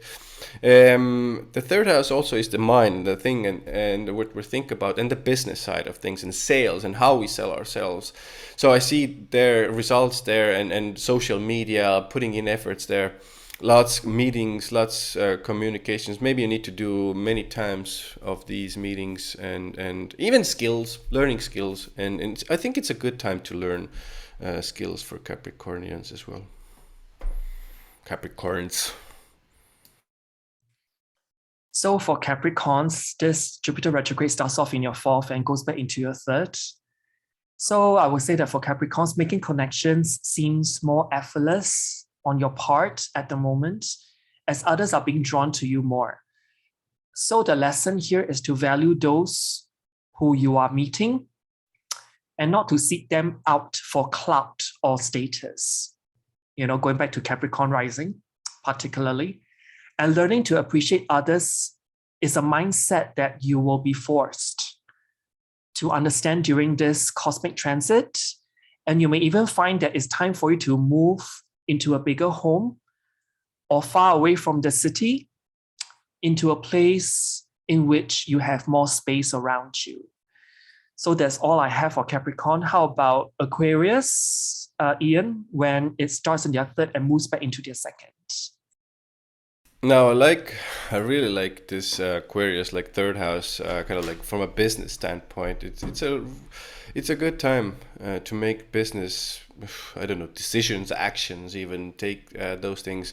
If you're, let's say, a freelancer, entrepreneur, this type of person, good time to sell yourself. Put yourself out there, put your products out there. Use social media, use promotions to promote yourself. Definitely will get results there. A lot of short trips, travels, definitely happening. Now, one area that is definitely under focus is like relationship with siblings and neighbors. So when the Aries is there and Jupiter is there, like both again can be influenced, like, yeah, maybe some arguments, maybe even saying some mean things or something to those people. But like in the end, Jupiter will come in and help you as well. Now the second part awesome for Aquarius. Obviously, second house is Jupiter, but like second house Jupiter, I'll dissect it for in a short period for a lot of signs, because it's important to understand Jupiter, yes, brings in, expands, but the thing that Jupiter expands also is the expending, the investing of the thing. So very often what I see with Jupiter is it brings in the resources and money and resources, etc., but it also, you know, with that money you will start to invest in sometimes real estate, sometimes it's something else entirely, but the money also goes out. It's kind of like expands the entire house. So yeah, receive it and then make, you know, good judgments of like where does it go to, where does it need to go to, before maybe, you know, because it's Pisces, you know, Aquarius for you, it's the second house, it's always Pisces, so you're always very like free with it and kind of like almost no boundaries with it, you don't care about it. No, but maybe just look at it for a second and care a little bit more. I actually wrote for Aquarius that you may not have been focusing on money or material wealth because of their Pisces second house, but their fortune is coming soon, I would say. And particularly if it's for someone who appreciates the abundant gifts of the universe, by practicing the law of attraction, you can attain major blessings and gifts from the material realm over the next several months. I would say that because what Ian actually stated, that when Jupiter is in your second house for Aquarius, which is in the sign of Pisces, there can be overspending or overindulging involved. So I think my best advice for Aquarius is that don't stress your financial situation if you're already in one. And abundance and prosperity come to those who wait, and you are no different. You just have to practice some patience and trust in the process, because I've known quite a few Aquarius, particularly ascendants, who like to jump the gun before when divine timing gives them the unfoldment of subsequent chapters. So Ian, how about Pisces, the last sign? It starts off in their second house and goes back into their first house. Now, for Pisces, like what we said about the second house during the, let's say, Aquarius coverage, it applies a lot, especially with that Aries energy in the second house, because that's a very impulsive energy. Like Aries and Jupiter together, this can be quite like overly expulsive, like very, very adrenaline rush kind of spending. Yes, the money is there and it's coming there, and then you're actually actively, I would say, wanting to create it and wanting to receive it as well. But like the spending similar as well. I want to do it quick and I want to do it now and I want to get a lot of it. So you need to be, I would say, careful there. You know, it's hard to say for a Pisces, you know, ascendant to be, you know, patient with finances because it's Aries there. It's very hard for you to do, but it can be done, you know. What else is second house? So we can talk a little bit about the self-worth type of thing. You know, I think there will be a time for you to kind of like go in as well to understand what you're, you know, deeply worth in the marketplace, inside worth in the marketplace, and what you're actually putting into the marketplace. So, and you know, to kind of like see it. And Jupiter helps you to see it more easily, what you're worth. You know, kind of like maybe it's a mentor figure, you know, sometimes comes in like says, hey, this is what you're doing and it's great and it's amazing. Put it out there and ask this much for it. You know, it can be something like this even happening. Now, the first house, Pisces, Jupiter, you know, it will definitely bring, you know, results overall in your life. And again, I always like to say it kind of like guides you to the right path, Jupiter, and kind of like mentors people, like it's the future. Jupiter is the future as well, and your first house is the path, and you're on, and it's kind of like putting on, you know, correcting the course there a little bit, and the body as well. I would say if you're overindulging in the second house, you know, can be food, etc., things that we like to enjoy. If you're in overindulging too much there, unfortunately, you're going to, during the autumn, you're going to see some extra pounds there. So keep that in mind when you're making some of these decisions. When I think for Pisces, I'll talk about the good things first, because you're actually putting yourself out there more and welcoming new experiences. That's what Jupiter in your second house, then first house during the retrograde period can bring you. And your optimism and faith will guide you towards greater experiences with amazing and exciting people coming into your life. I think the main advice here is that don't take on too much social commitment at a time, because you can be easily overwhelmed if you do. Because I know for Pisces, particularly rising, they are so used to saying yes, and they're not really skilled at saying no, that they may be taking on too much than they can chew.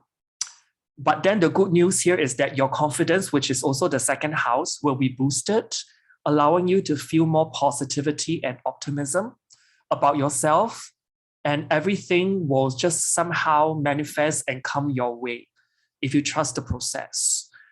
I think particularly when Jupiter goes back into your first house in Pisces, your faith in humanity and the world around you will be super high, because there's a heightened sense of idealism as well for that. So that's all we have for the 12 signs for this Jupiter retrograde prediction. Now let's move on to the full moon in the middle of July. Depending where you are, it will be on the 13th or 14th of July. And this will happen at 21 degrees, 21 minutes of Capricorn. So Ian, take it away. Yeah, guys, interesting full moon for us here. It's definitely, for me, it's not the easiest of ones, I would say, and I will give you my reasoning for it as well. I know, you know, a lot of you are tired, and you know, oh, yeah, another difficult full moon. Yeah, I would say so. And like if we want to see positives here, we can talk about the fact that it's luckily happening in the term of Venus.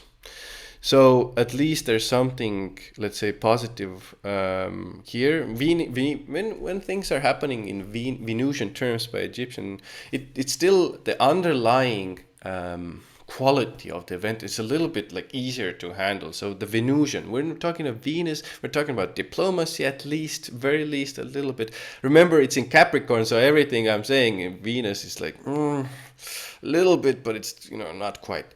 But I'm doing my best to find at least a little bit of ease for us to get through this as well. So that Venusian will help us through it. Venusian term, finding diplomacy if at all possible. Seeing the other person's perspective, also very important. Now, what makes this full moon quite difficult is the applying conjunction to the planet of Pluto. Now, remember, guys, Pluto is in a, I would say, pretty difficult place, Mars term as well, and we're applying, and the full moon is applying. So full moons are a lot about emotions and feelings and coming out. And we're going to talk about mundane stuff as well, but it's still a lot about emotions bubbling to the surface, getting results. And when we add the quite intense influence of Pluto here, a lot of those, this is how I'm going to put it really sharply, how I see it. Everything is going to be suppressed down, because we're talking about Capricorn, very suppressive energy. Pluto is at first suppressing things down, and then it's going to come to a really big boiling point. And guys, I want to point your attention to the other side. It's Cancer. So Cancer is extremely emotional energy, extremely emotional. But the problem with the Cancer side of things is it's also very, very passive aggressive. It puts everything in under its shell and then keeps it there until it finally bursts out. So for me, when I see everything here with this, I see a lot of suppression I see a lot of let's say, even at first, like underlying manipulations going on, like passive aggressive energy. Definitely I see here, like a person is going, like, this can play out in a lot of places, in a lot of organizations, and we're going to talk about that in a while, because it's happening in Capricorn, so it's a lot about governmental organizations anyway, and governments, Pluto as well here.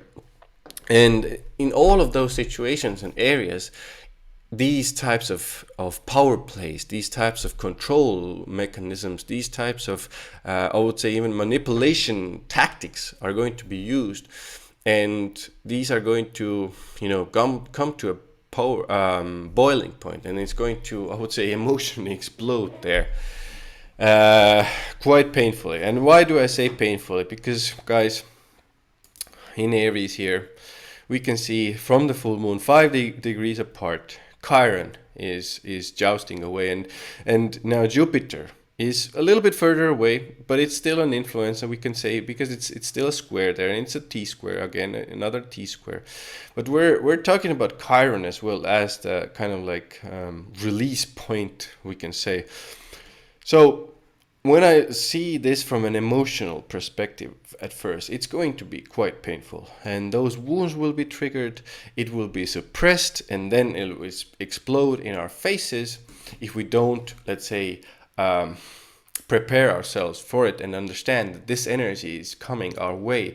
And the reason why I say it is because it's with this combination, it's really easy to suppress oneself and say, oh, I'm fine, everything is fine, I'm not even saying something, and put it out there, put it under the shell and say I'm fine, and then it's triggered again by this Jupiter and Chiron, and everything will explode, and it will be much more painful.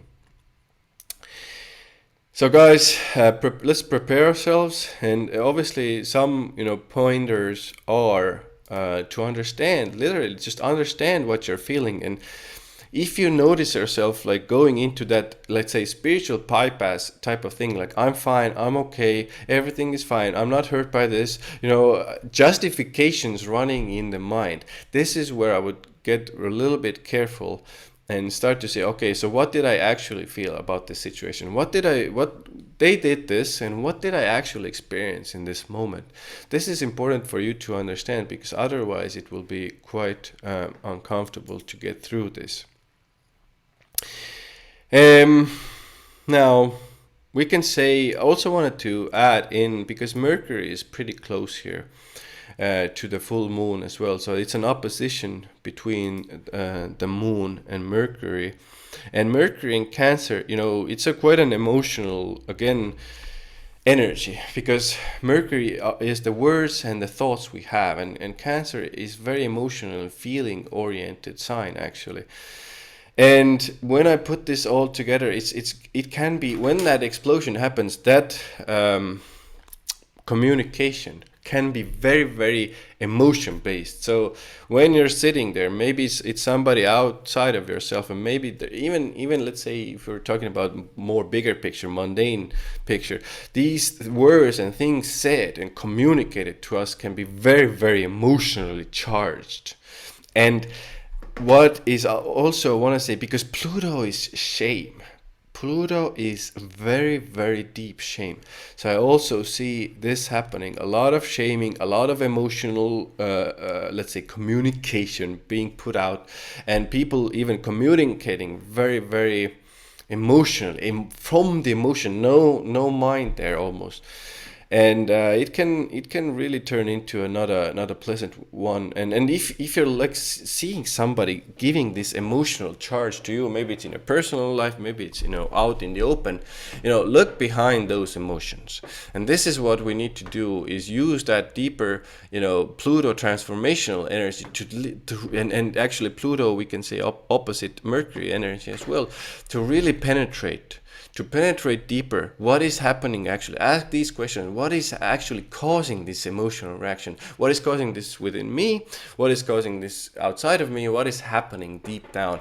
And obviously the allowing of the feelings. And I'm not saying, there are a couple of ways to feel your feelings, and one is just like go into them and just like be overwhelmed with them, but the other one is just to allow yourself to feel these feelings. And then in that way it opens up another layer of, okay, this is what I'm actually feeling, and this is what I'm actually thinking, and now I can communicate it in a much more direct way. So a lot of emotional charged energy here, a lot of power plays happening here with this Pluto. And I'm going to go now, I think I should mention like the sextile here, or the trine here as well. There is a Uranus trine and a North Node trine to this full moon as well. Maybe it will help a little. I do see at least some sort of let's say governmental financial aid, or some of these like resource aids coming in, because full moons is resource, and it's happening in Capricorn. Pluto is associated, so I see some packages here related to, let's say, supply lines, resources. I do see some at least positive news. I'm not sure if it's enough, but at least it's some momentary relief, hopefully, for people. Now, I want to go into if you watch these shows that me and Donny do, I like to do also like these kind of like rapid fire pinpoint type things. This time I'm a little bit longer, but I'll do my best to get through this quicker. Now, interesting to see what will happen with, let's say, NATO, Turkey, Sweden, Finland situation, because this is a lot to do with this, I think, as well, because Pluto is in the mix, Capricorn is in the mix. These are powerful organizations that, we can say have control somewhere there in our societies. And, we're sitting in a situation with that Turkey, Sweden, Finland, or let's say Sweden, Finland wanting to join NATO, and Turkey, holding up a power card over them. And I do see some manifestations here. Like Turkey has more power here. There's no doubt about it. And let's see if they can use this Venusian term to find something, at least to someone has to yield. And I'm not sure who has to do more, but I think when I look at this, everything, it can get quite emotional. Old wounds can come out to play, let's say, because the situation is that Turkey doesn't like some things Sweden and Finland have done, and these types of triggering situations I do see happening, and it can get quite emotional here, and we can see it in the news, and old things can be brought up as well. But I do think Turkey is in a more powerful situation right now. Now that leads into what I call government leaders, organizations forced into taking wounded action. Like I said, maybe Sweden and Finland have to do something that they don't really want to do in order to make the final, let's say, NATO deal done, or let's put it that way. Now, for us humans, all of this energy, I do see it translated into fears about our, let's say, societal foundations. Because remember, Pluto is a lot to do with deeper fears. And when it's happening so close, where a lot of people are going to be afraid of, are these foundation structures, organizations, governments, when we're talking about, Donny already mentioned, Roe versus Wade, what the hell is happening? Most people who have a brain are kind of what the hell is happening? And if the governments, if the judges, if the Supreme Courts are making these types of decisions, okay, so how can we even trust them? How can we, believe in these things? And how can we use these organizations? What the hell is happening? And I think a lot of that is going to come out to play, and then people are going to be asking these types of questions, and even from a deeper level, even people being afraid that these organizations want to exude and put control over us, and when we're seeing these types of actions being taken and decisions being made. You know, we can even say that there must be some sort of power play here going on. And during this full moon, unfortunately, some of it might be revealed to us even further along these matters. Now, I pulled out two situations because I'm a little bit more invested in them. Maybe not all of them, but I was skimming the news basically, which I don't do very often. But you know, there is a problem in my home country of Estonia, and you know, the government got dismantled basically, and the same happened in Israel. The coalition got broken up in both of these countries. In Israel, they're going to have new elections even, but in Estonia right now, what is happening is that the coalition talks are already happening, and they're not going great. And again, I see with this type of energy, with this Pluto type energy, with the full moon, somebody's using the power card. And somebody has to yield. But we're going to see results. Most likely the government, you know, they will find a way to get it done. But news regarding that. So what is interesting in Israel is happening, you know, I pulled, just in case I pulled the chart of Benjamin Netanyahu. And Benjamin Netanyahu has been now in the opposition. But now, as the government of Israel has been, let's say, dismantled, new elections, interesting to see if Benjamin Netanyahu, the leader of the opposition so far, or for a while now, will he be, you know, the leader of the coalition again? And one of the things I want to mention here, I brought this chart as well, but the reason I wanted to mention him is a couple of things. This solar returns. Oh, I wanted to mention this. There is a debate online if his birth natal chart is or birth time is 10:30 a.m., 10:15 a.m., or I think there was even a third one, but the 10:30 seemed the most let's say trustworthy for Rodden. It at least had a Rodden rating. So, you know, if you're out there and say, no, Benjamin has a different natal chart, okay, all fair play to you. But this is what I used. What is interesting happening here in the solar return for this year, at least one of the things that I wanted to point out was this Pluto on Jupiter. And for him, for our dear friend Benjamin, or not friend, I don't know. I don't know if he's too much like there, probably not.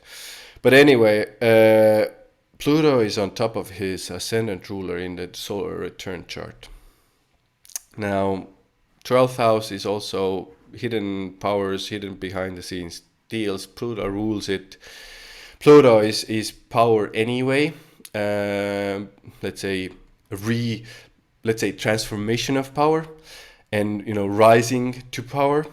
So this was the first indication for me that, you know, something, and when it's on his ascendant here really closely, there is at least a potential for him to, you know, after these elections rise back. And this full moon is happening quite close to his ascendant ruler as well. So it will be interesting to see, and especially I'm let's say a little bit now invested in what will happen there in Israel, and to see if we will get more news of him and the elections and what will happen exactly there in Israel. But I do see a high potential for him to at least have a shot at coming back to power. Now, couple of things that I want to say more about this. Where is it now? Sorry. Looking for my notes. Support packages, I already mentioned. I do see this happening because of the electricity prices in a lot of places. The Uranus there will hopefully No, like governments will at the very least they will announce, governments and government organizations will announce some sort of things and plans that they are going to do. This is the energy I do see here. Laws and regulations announced by governing organizations. I also do see that happening. We all already are seeing that happening, but I do see it related to, let's say, electricity, resources, all these things that were supply lines, war, like sanctions, these types of things I mean here, that I also see, let's say, announced and put into work during this full moon and after this full moon. Now, I also wrote some, let's say, more personal manifestations for us as humans to look at. Actions taken in pain, emotional outbursts and emotional communication, people not saying what they mean. Thoughts are very, very connected to feelings. Feelings are connected to thoughts. There can be a lot of confusion there. Emotional control and manipulation. So this can come from outside of you, or you want to control your own emotions too much and feelings, or other people's emotions and feelings too much as well. Now, the good side of this is obviously emotional transformations, but the problem here is the holding on part, because Pluto wants to hold on, Capricorn wants to hold on, so it can be quite painful and hard to let go and transform. Now we're going to also see results in career and work related areas, generally in foundations in our lives. We most likely we're called to organize something in our lives as well, and look at something very deeply, especially in our work. And we can say foundations in life in general as well. Results in the lives of our bosses, or somebody who is ahead of ourselves in career, business, work. We're going to see results there. And mission, career, social status, our reputation, public reputation, business, order, structure, organizations, organizing, human-made laws and structures, governments governing policies, regulations, rules, duties, obligations, leadership, public service, and the father figure sometimes, the parental figure. All these, let's say, areas are under the microscope. We're going to see results there. Happy full mooning, I would say, for you guys.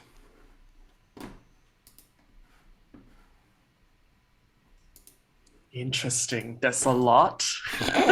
maybe went too much into this full moon. Yeah. Well, I mean, like this lunation is really quite important. What I've written here is that this full moon actually came from a new moon that originated on 13th of January of 2021.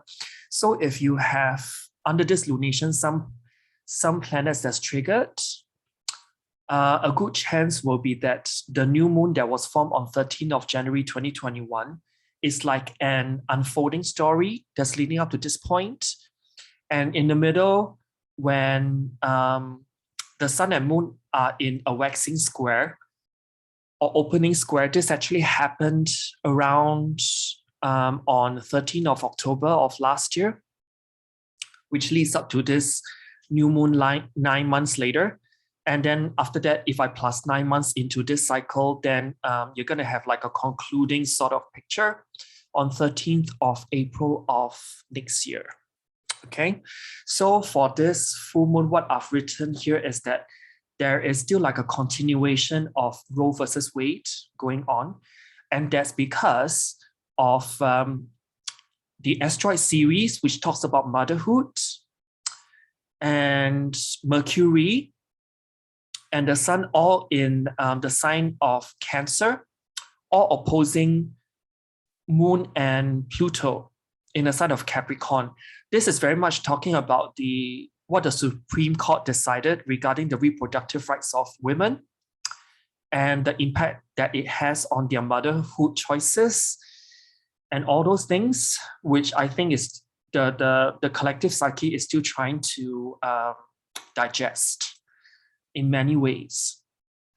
And when I think about the full moon, this particular full moon in trine to Uranus and the North Node, and also a sextile to that Neptune, this really further talks about some kind of shared suffering, but also like a revolutionary energy that comes along with this full moon as well. And if I actually plot the USA national chart against this full moon chart, something very interesting came up. Because the thing is that the USA Pluto is also at 27 of Capricorn. Are you sharing? Because I'm sharing, I think. No, I'm just gonna like wing it. So the USA Pluto is also at 27 degrees of Capricorn. So they're still going through that year-long Pluto return on one hand. And the USA Mercury is at around 24 degrees of Cancer, which is very close to Ceres of this full moon. And Mercury in the USA chart rules the 7th house and also the 10th house. So there'll be a lot of division. 7th house is to divide. Because USA 7th house is in a sign of Gemini, so there's a lot of social media stuff as well pertaining to what are the greater implications after this Roe v. Wade is being overturned. Because there's further decisions that's along the same line that led up to this Roe v. Wade overturning that. Issues pertaining to contraception, same-sex marriage, and also adoption may come pretty soon after this, one by one. And so it may further divide the country more and more and more. So that's something to be mindful of. And going back to that full moon point, in trine to Rahu and Uranus, and also the sextile to Neptune, this can be talking about an increasing dire situation. This can be referring to the refugee situation globally, but this also can be talking about the list of countries that's going bankrupt one by one. That's joining the list. And I've actually pulled up a piece of news because this full moon is also triggering the chart of China. And I'll be using the January 1st, 1912 chart for analysis. And China's Neptune is at 22 degrees 45 minutes of Cancer, which is around the Sun and Ceres of this full moon. And Neptune in the China chart rules the 12th house. So this can be, if I were to link everything together, this can be China state banks that are lending billions. Perhaps it's a backroom deal, 12th house in China's chart, for Pakistan bailout. And to put it in context, Chinese state-run banks has lent the country of Pakistan, who's struggling a lot, 2.3 billion US dollars equivalent, in order to keep that country staying afloat. And I'm sure there's a lot of backroom deals like that comes with that attached to that thing. So something to look, to take note of, or at least be aware of. And not to mention that Ceres and Pluto and Mercury are along the opposition over this full moon point. And so when I think about Ceres, Mercury, and Pluto, this can be on one hand, transforming the methods of communicating between homes. For better or for worse, this can be some kind of power outages, getting more and more frequent. This can also be much discussion on social media that leads to some kind of drastic measures. I think this can be talking about the ramifications past Roe v. Wade being overturned regarding contraception availability for women after this. That's the next big one. And the next thing that I've looked at is that new medication attempted in desperation. So I wonder if it's something to do with the monkeypox that we've talked about in June, and this is like a continuation of the story, or it may be some new variants coming along our way that they are developing new medication for. And if I were to really zoom in on this full moon point, what's really tight, there would be Pluto and Ceres. And this really talks about food and money crises or issues over this lunation. And it also talks about the utter destruction of food processing and storage facilities in order to drive a new world order or agenda. So look out for those in the news as well. Mercury is nearby on the lunation point. And it also can be scandals from the centralization of major players with hidden agendas, Pluto, within the agricultural industry, which is Ceres over here. And with this, I will tie up this lunation by applying astrocartography or ACG. So Pluto is actually culminating, and Ceres is anti-culminating in countries such as India, Bangladesh, and Sri Lanka. And when I look at Sri Lanka's chart and I compare it with this lunation, it actually suggests worsening economic crisis over there that requires humanitarian help. And that can be the full moon point sextiling Neptune, charity, humanitarian stuff, and also that trine to North Node and Uranus as well, something that's humanitarian and out of charity and philanthropy. And this also links to the UN appeals for 47 million of life-saving aid to 1.7 million people as well. India is also extending Sri Lanka USD 55 million credit line for urea fertilizer imports, which is linked back to that series. Fertilizer, something that's agriculturally linked. The newly appointed Prime Minister also said that Sri Lanka may be compelled to buy more oil from Russia as the island nation hunts desperately for fuel amid an unprecedented economic crisis. So it links back to Russia. And if I were to look at Bangladesh, after I compare this lunation chart to Bangladesh's national chart, this may manifest in the month of July as people across India and Bangladesh protesting incendiary comments made by officials of India's ruling right-wing party, which is the BJP.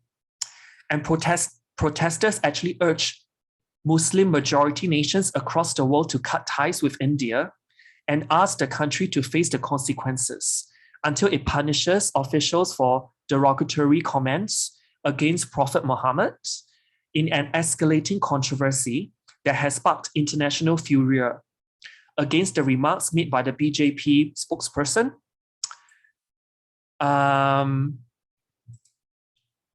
So this actually links back to the greater picture of the current Venus star pattern in the sky. I've got a separate post on my website available now if you want to read about that.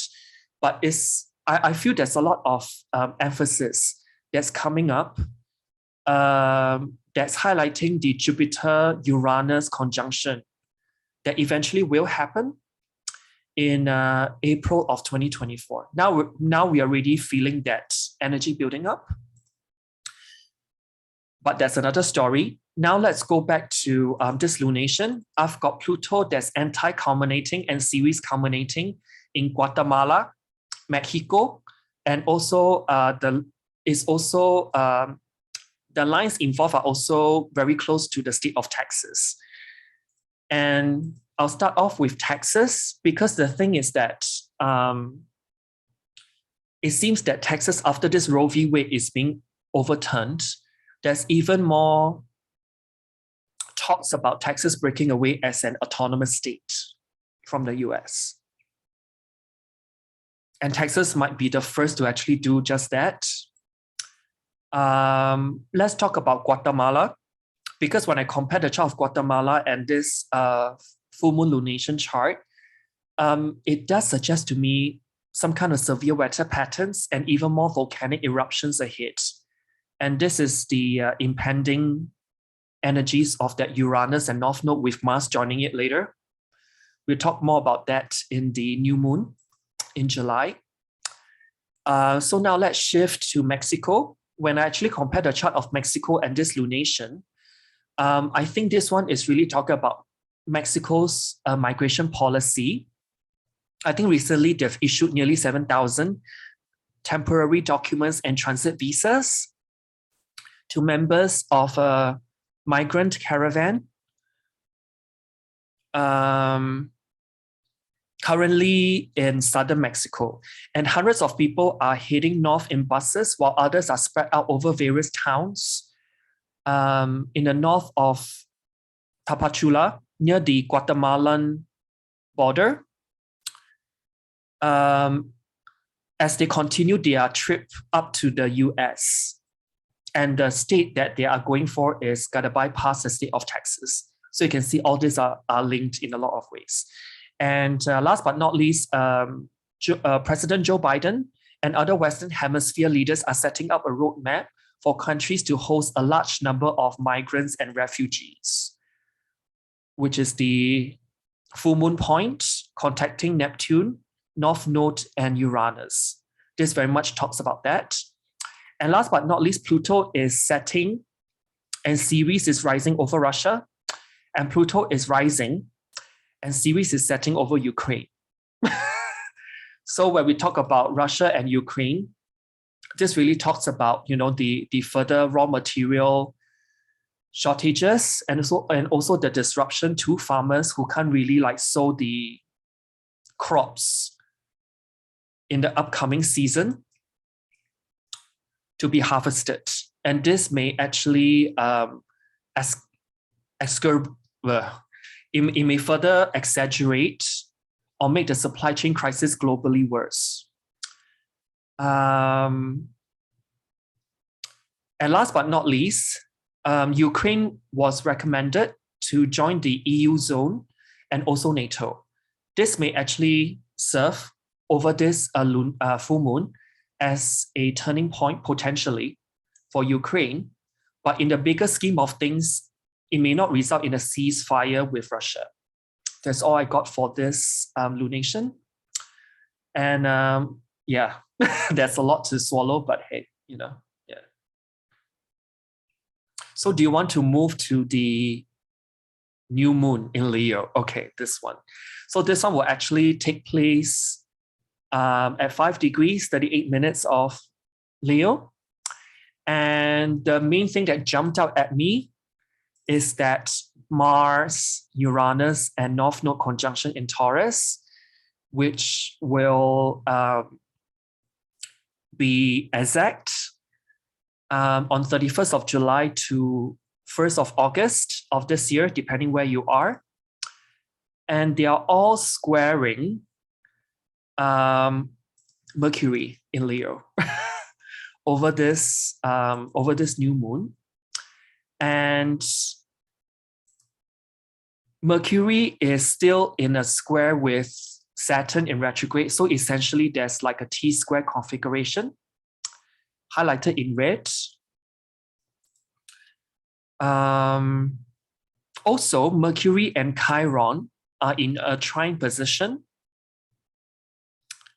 with Ceres tied into the new moon point as well. The Ceres is at 2 degrees of Leo. So these are the main things I can spot out from the gate. And when I think about Jupiter under this new moon configuration, Jupiter is Mars root still, and it is stationed. So it's got that. When a planet is stationed, it gives a lot of itself. Even more so when it's captured under a lunation chart. So Mars root Jupiter station getting ready to go retrograde and is in a trine towards the new moon point. So what this is telling me is that there can be like the theme of a fight or flight in terms of migration, leaving behind what's familiar for foreign lands coming up. And when we actually focus back into that Mars, Uranus, and North Node, which is the apex of that T-square configuration, this can be, well, one of several meanings really. On one end, this can be to suddenly come together with others for the purpose of doing something, or under this new moon, there can be like a unique ability to get things done with other people or with groups. This can also describe a mind which is capable of making unusual connections that are often inspired and original, and a desire to be able to share one's ideas with others openly and to have new insights into the past if you've been feeling stuck for the longest time. And he also describes the energy of a genius for coming up with new and original ideas of how to progress. And it's also to seek out people that one can dynamically interact with in a free, open, and or experimental way. So there's a lot of energy that talks about active cooperation, organizing activity, or occupation. So this really is a follow through with the previous full moon regarding humanitarian help, be it on a monetary level or like, other resources wise. So let us talk more regarding that Mars and Uranus and North Node, because this will be under the influence of this new moon.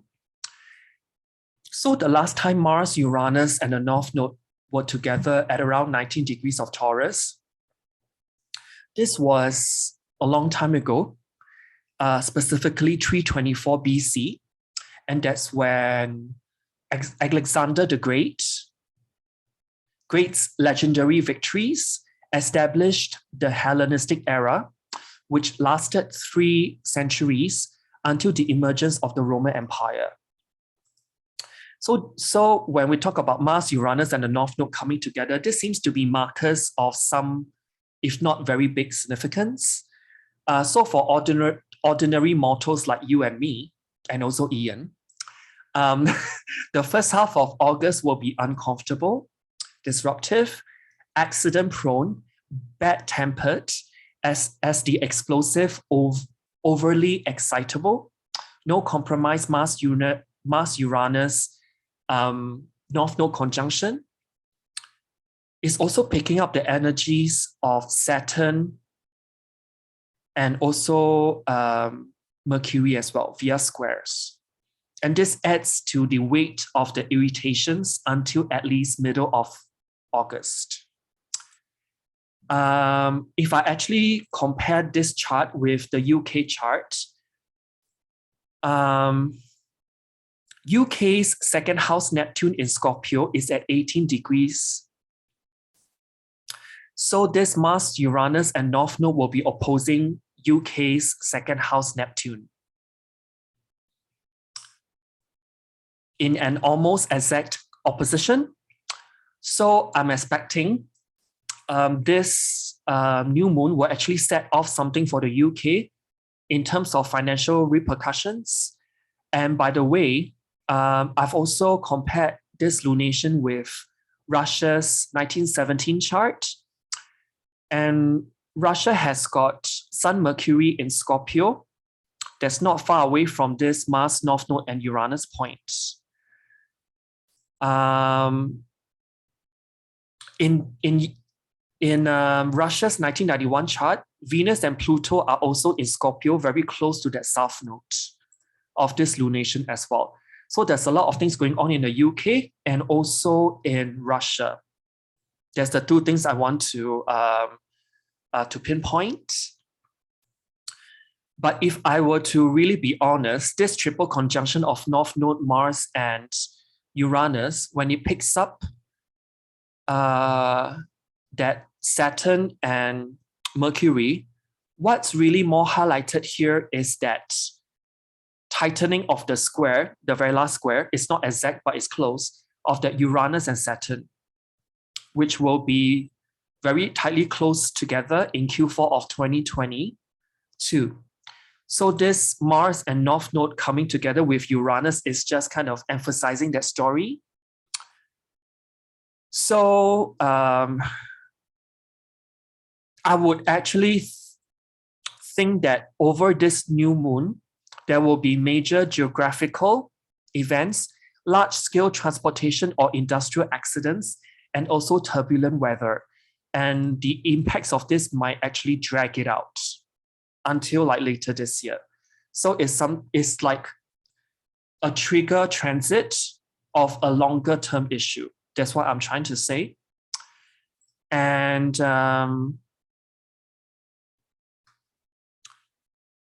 I would also be talking about potentially more mass shootings because we are talking about Mars in the mix, which can be guns, and Uranus can be people who are mentally stable or just stressed out, and they take it out on other people, particularly other people's bodies, which is that Taurus, Scorpio axis. And it also can represent excessive heat because Mars is a hot planet that can be detrimental. Since we're also approaching summer in Europe, and the excessive heat can really be detrimental to agricultural functioning, pushing communities to form and resolve it ingeniously. So to come up with like very brilliant ideas of how to combat that. There's also aggressive and swift plans and legislations to aggressively combat global climate change issues at hand as well. Also, I've put down here that when Mars, Uranus, and North Node, when they perfect end of July, beginning of August, there can be like another, but this one is a very distinctively huge wave of the Great Resignation from a lot of young people because they are in the midst of finding more meaning in life as well. And the actual triple conjunction of Mars, Uranus, and North Node will be at 18 degrees, which is a Virgo degree that concerns work. So people are just wanting to find more meaning in their work. And so it leads to that Great Resignation wave. And the rest that comes that we have encountered will be just like blips. So the tightest major aspects over this lunation, actually the new moon aspects both Ceres, and another point will be Vesta as well. And Vesta is at, just let me pull it up. Vesta will be at 5 degrees of Pisces. So it's a very close, so from Pisces to Leo is an inconjunct over. So when we talk about Ceres and Vesta, energies over this new moon, this can be finding a suitable location for mothers and children. This can really be piggybacking on Roe versus Wade, all the issues pertaining to that. And it's also about the loss of family and home as well. And the sacrifice of life, the denial of fullness of living, and also the understanding of nature's bounty and famines.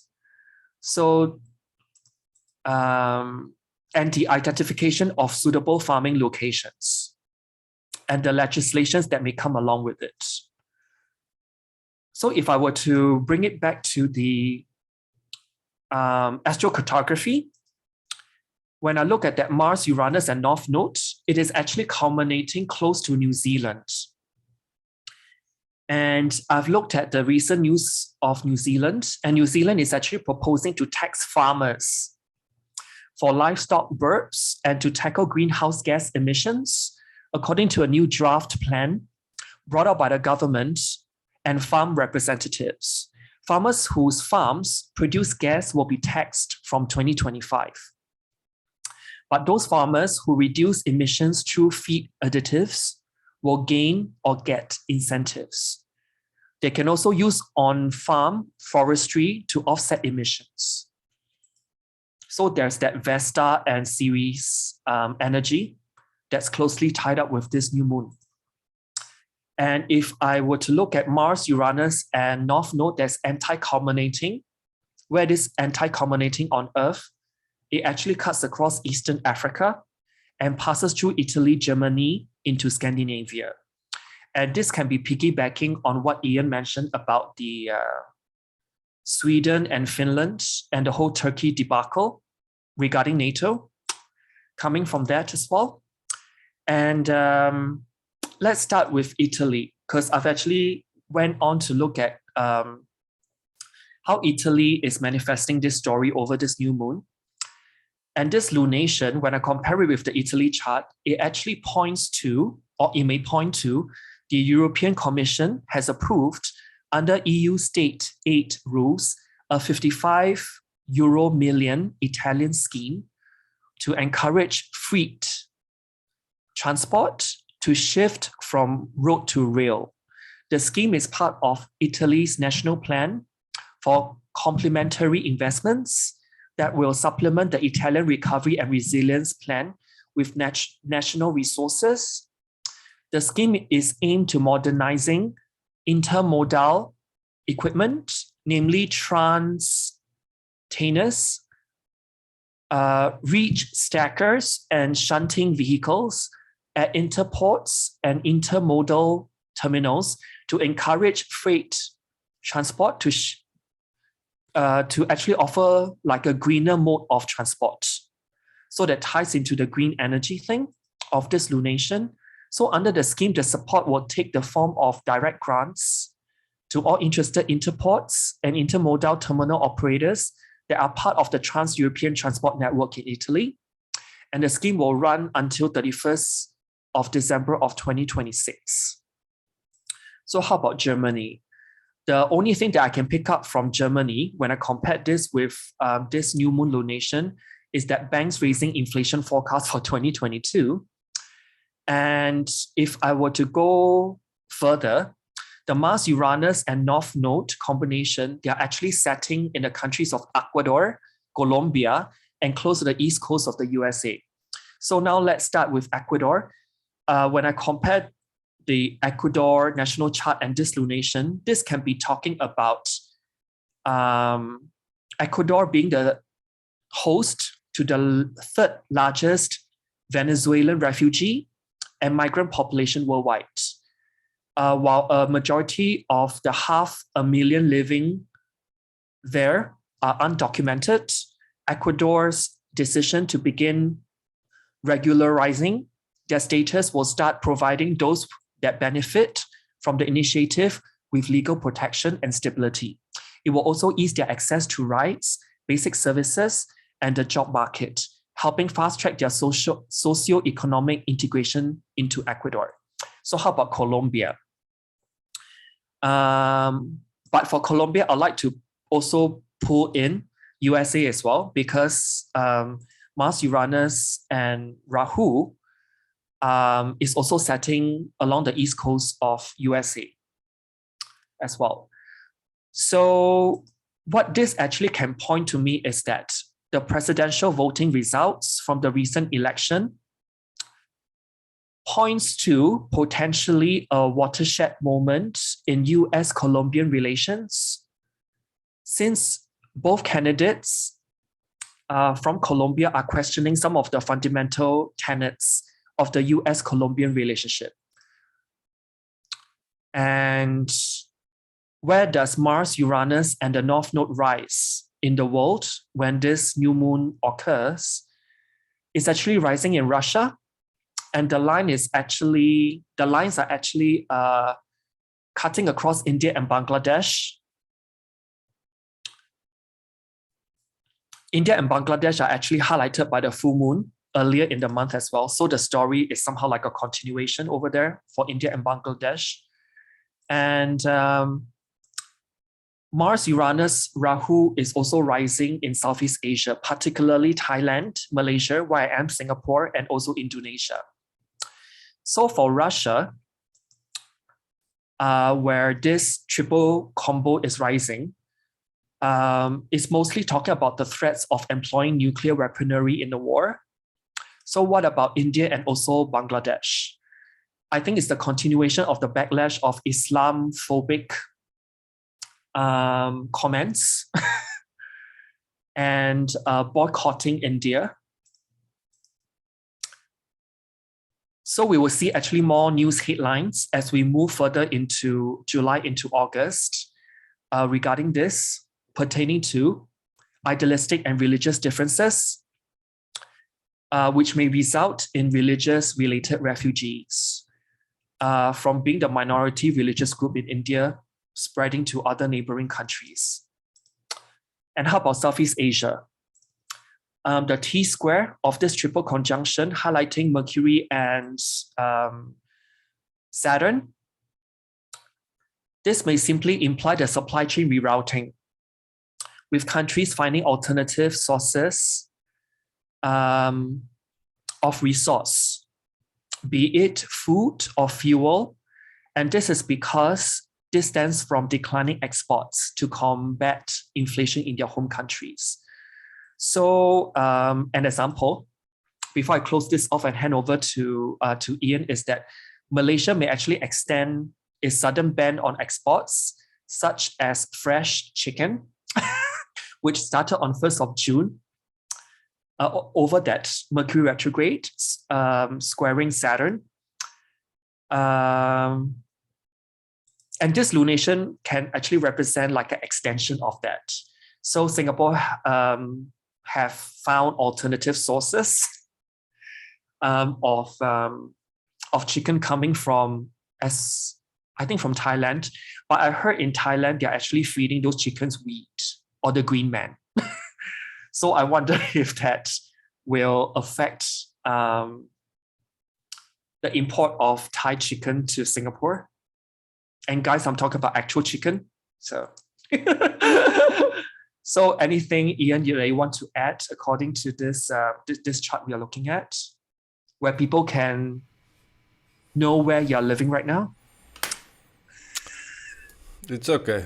It's there are many islands here, and I would say personally I'm enjoying this place where I'm at very much so, but I guess it's not for everyone, you know. Obviously, it's a more quieter place, I would say.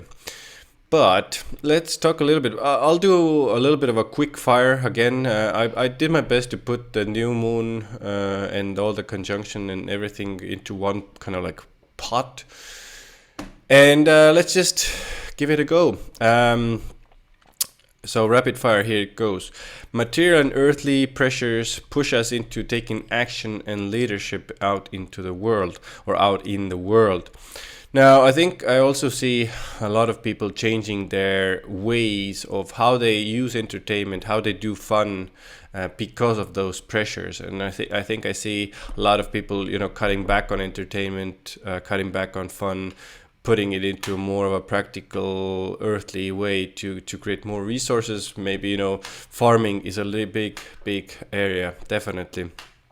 Now, also cyber attacks on financial institutions and cyber attacks, unfortunately, I see overall online happening in a lot of places. One thing I do see is electricity or power cuts, even with this, especially coming in with this Mars and Uranus conjunction, unfortunately. So you have to be prepared, or as prepared as you can be.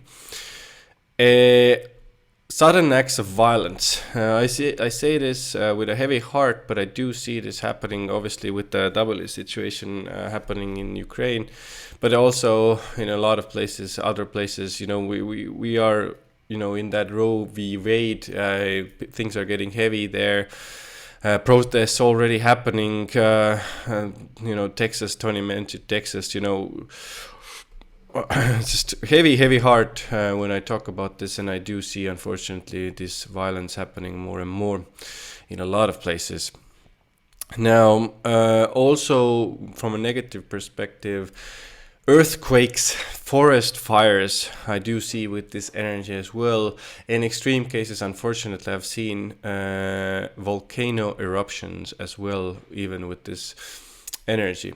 Now, let's say the positive sides, when we're talking about renewable energies, so action taken towards renewable energies, and then let's say the attention of the human society going very, very much and intensely towards the renewable energy sphere. We talked about this with Donny in a lot of our overviews, but this is going to get now, intense actions towards new farming methods and generating food. Unfortunately, this can only also mean that we're talking about even fighting over resources. Unfortunately, I don't like that part, but I need to mention this one. A lot of people agitated online, like already the Roe v. Wade thing, protests happening in bigger groups. Doesn't only have to be online, but online things can get really messy because it's easier to be agitated online and say mean things. But, also protests happening in a lot of places. And unfortunately, I do see violence and aggression there happening as well. Not amazing. So I said fighting over resources, but like the bigger side of this is taking actions to create more resources rapidly or quickly as well. We will see happening as well. So this is, when we're talking about this is almost like scrambling. I see a little bit scrambling energy I do see here, but it's, when your back's against the wall, you kind of need to do that. Now, famous people, leaders attacked in bigger groups, acts of violence there with these kind of leadership people. Unfortunately, I do see as well car accidents, especially during this new moon, because this new moon we have Uranus also square Mercury, remember, and this north node Mars energy is agitating, Saturn is agitating, new moon itself is agitating. So please be careful, especially around end of July when you have to drive. Drive really extremely carefully. Now, new moon is also about letting go, and I do see some, because the first part of new moons is always about letting go. You have to remember that, and letting go, especially with all of this fixed energy, is very, very difficult. And like I said, about the fun, about the entertainment, about these kind of like frivolous going out things, a lot of these are going to be, let go of. Or I suggest, a little fun and entertainment is good in our lives as well. But like in the grand scheme of things, if you're looking at all of these bigger themes, bigger energies moving around, might need to restructure a life if you're putting too much effort into fun. And the Mercury Saturn opposition, I think, deserves a mention here with this new moon, because new moon is a little bit uncomfortable anyway. But now Saturn and Mercury are making opposition right after it, and so these. If we're talking about it on a personal level, because the news are negative, everything is kind of negative there. And our minds and the thoughts and the things we think about are kind of like heavy, we would say like extremely practical, extremely, I would say even fearful, because of everything that is going on. And this you need to be aware of as well. If you fall into that trap, it can get quite heavy here.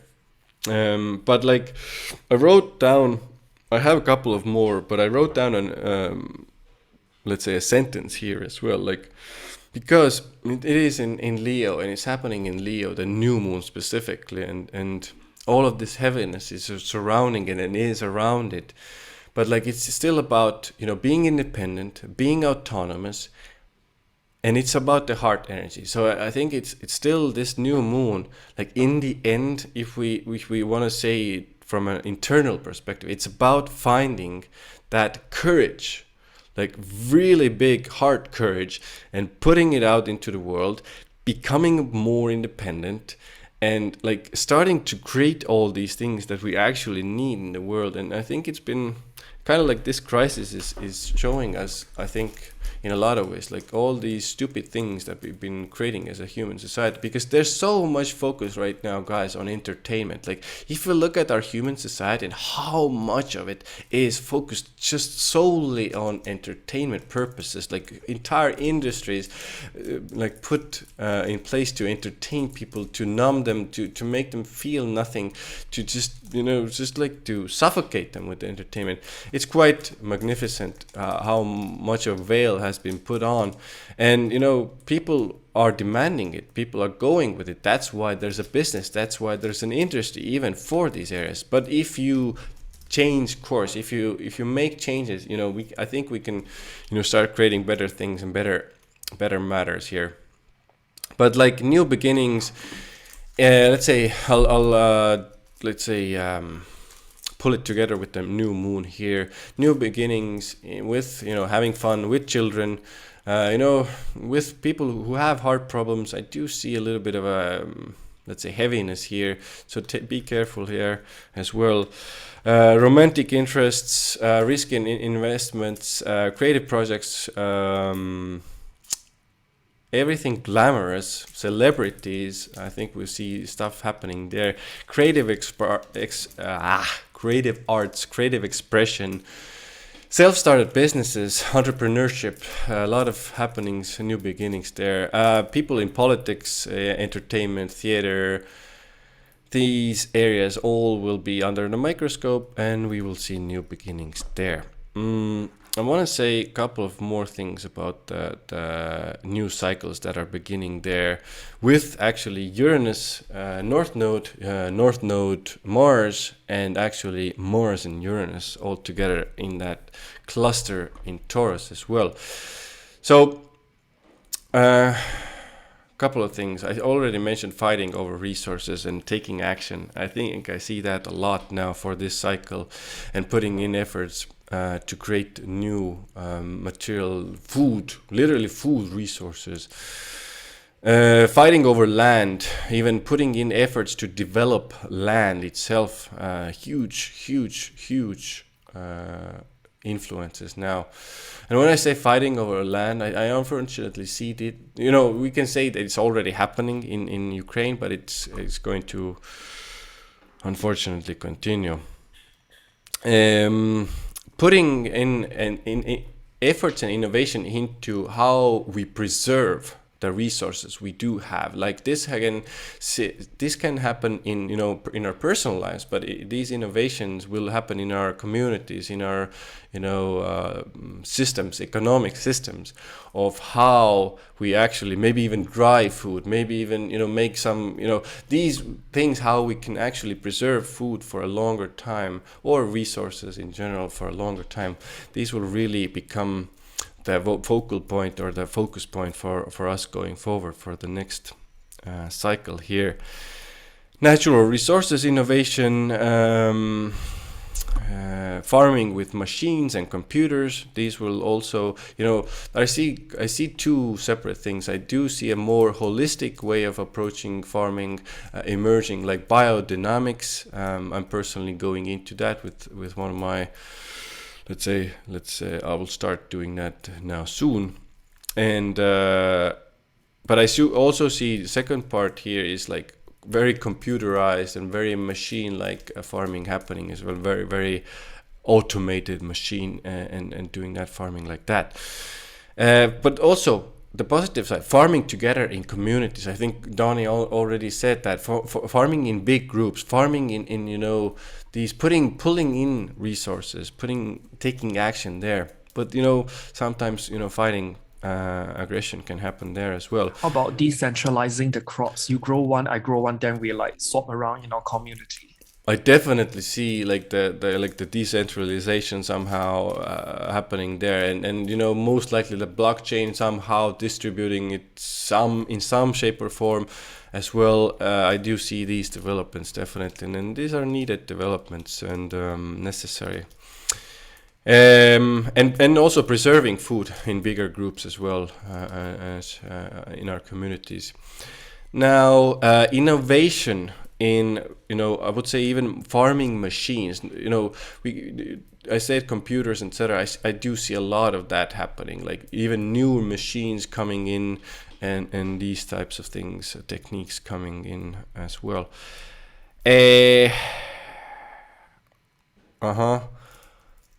What did I want to say? A vertical farming, because Uranus is higher up. I do see vertical farming really taking off here, and I know it's been happening. It's been happening a little bit already, but I do see it with this North Node, with this Mars, with it all happening in Taurus.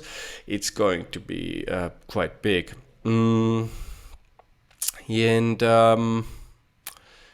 natural catastrophes related to fire.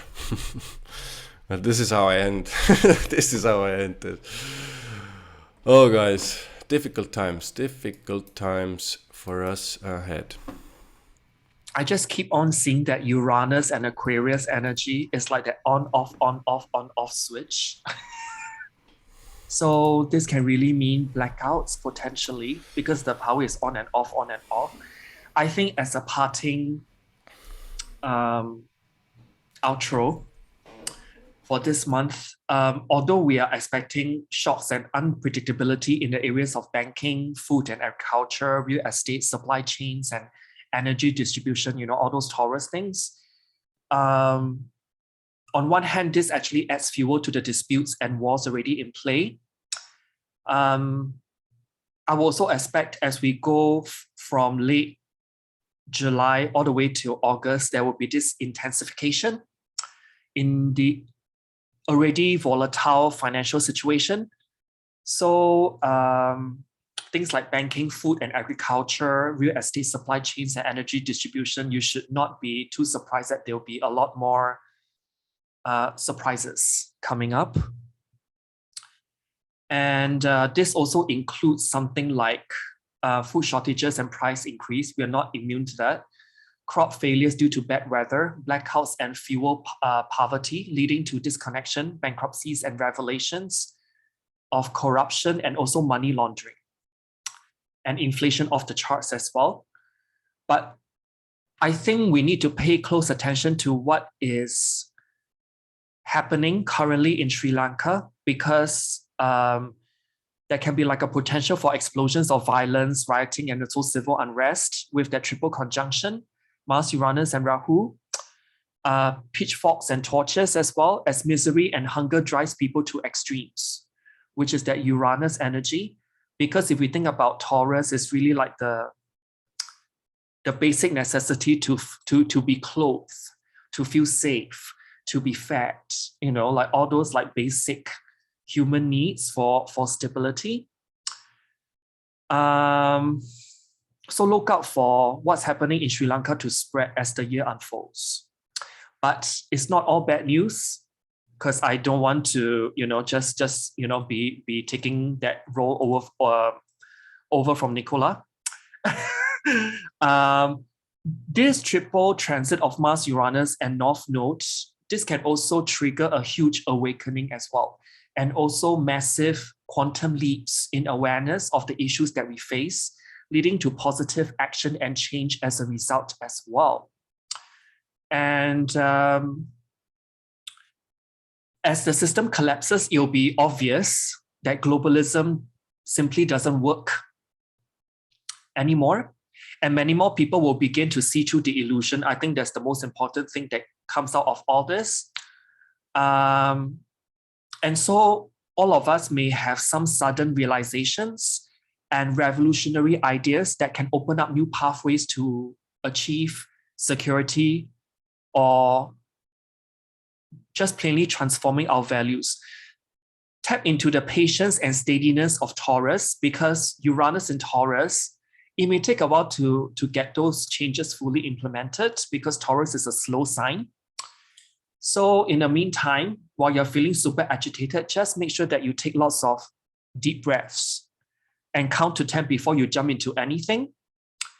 Just note that chaos can never be controlled, but you can learn to ride the changes and go with the flow. And it's even more important than ever to trust in the divine, to let go and let God. So do you have anything to add to that? Yeah, a little bit.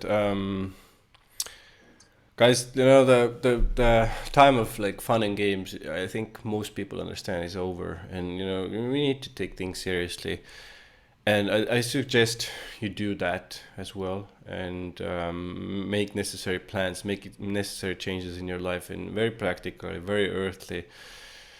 If it's even like getting food and some resources, for example. And I want to also say something. There is a positive note to this, and although it is heavy and it's bleak, and I would say it will get bleaker before the light will be revealed.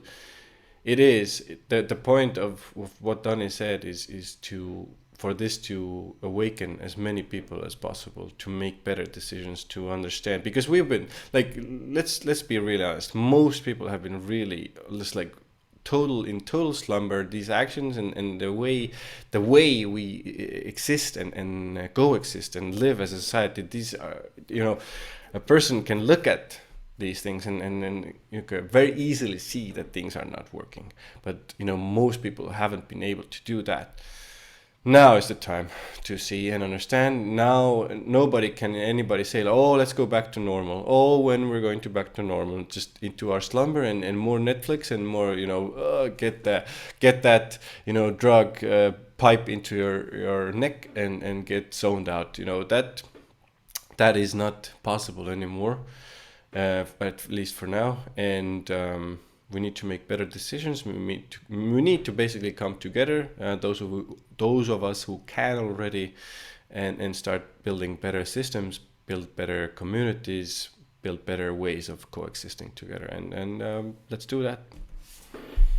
I mean, look at it from another direction. We are already fully into the air era. So that means Jupiter and Saturn will kiss each other in air signs for the next 100 over to 200 years. And bye-bye Earth era. So there's an acknowledgement and, you know, that stoppage of wanting to live in denial, moving forward, and know that humans have survived until this point, and the human spirit is more resilient than you think. I think that's an awesome way to end it, guys. Yeah. So take care for July and also part of August, in which you will feel extra irritated.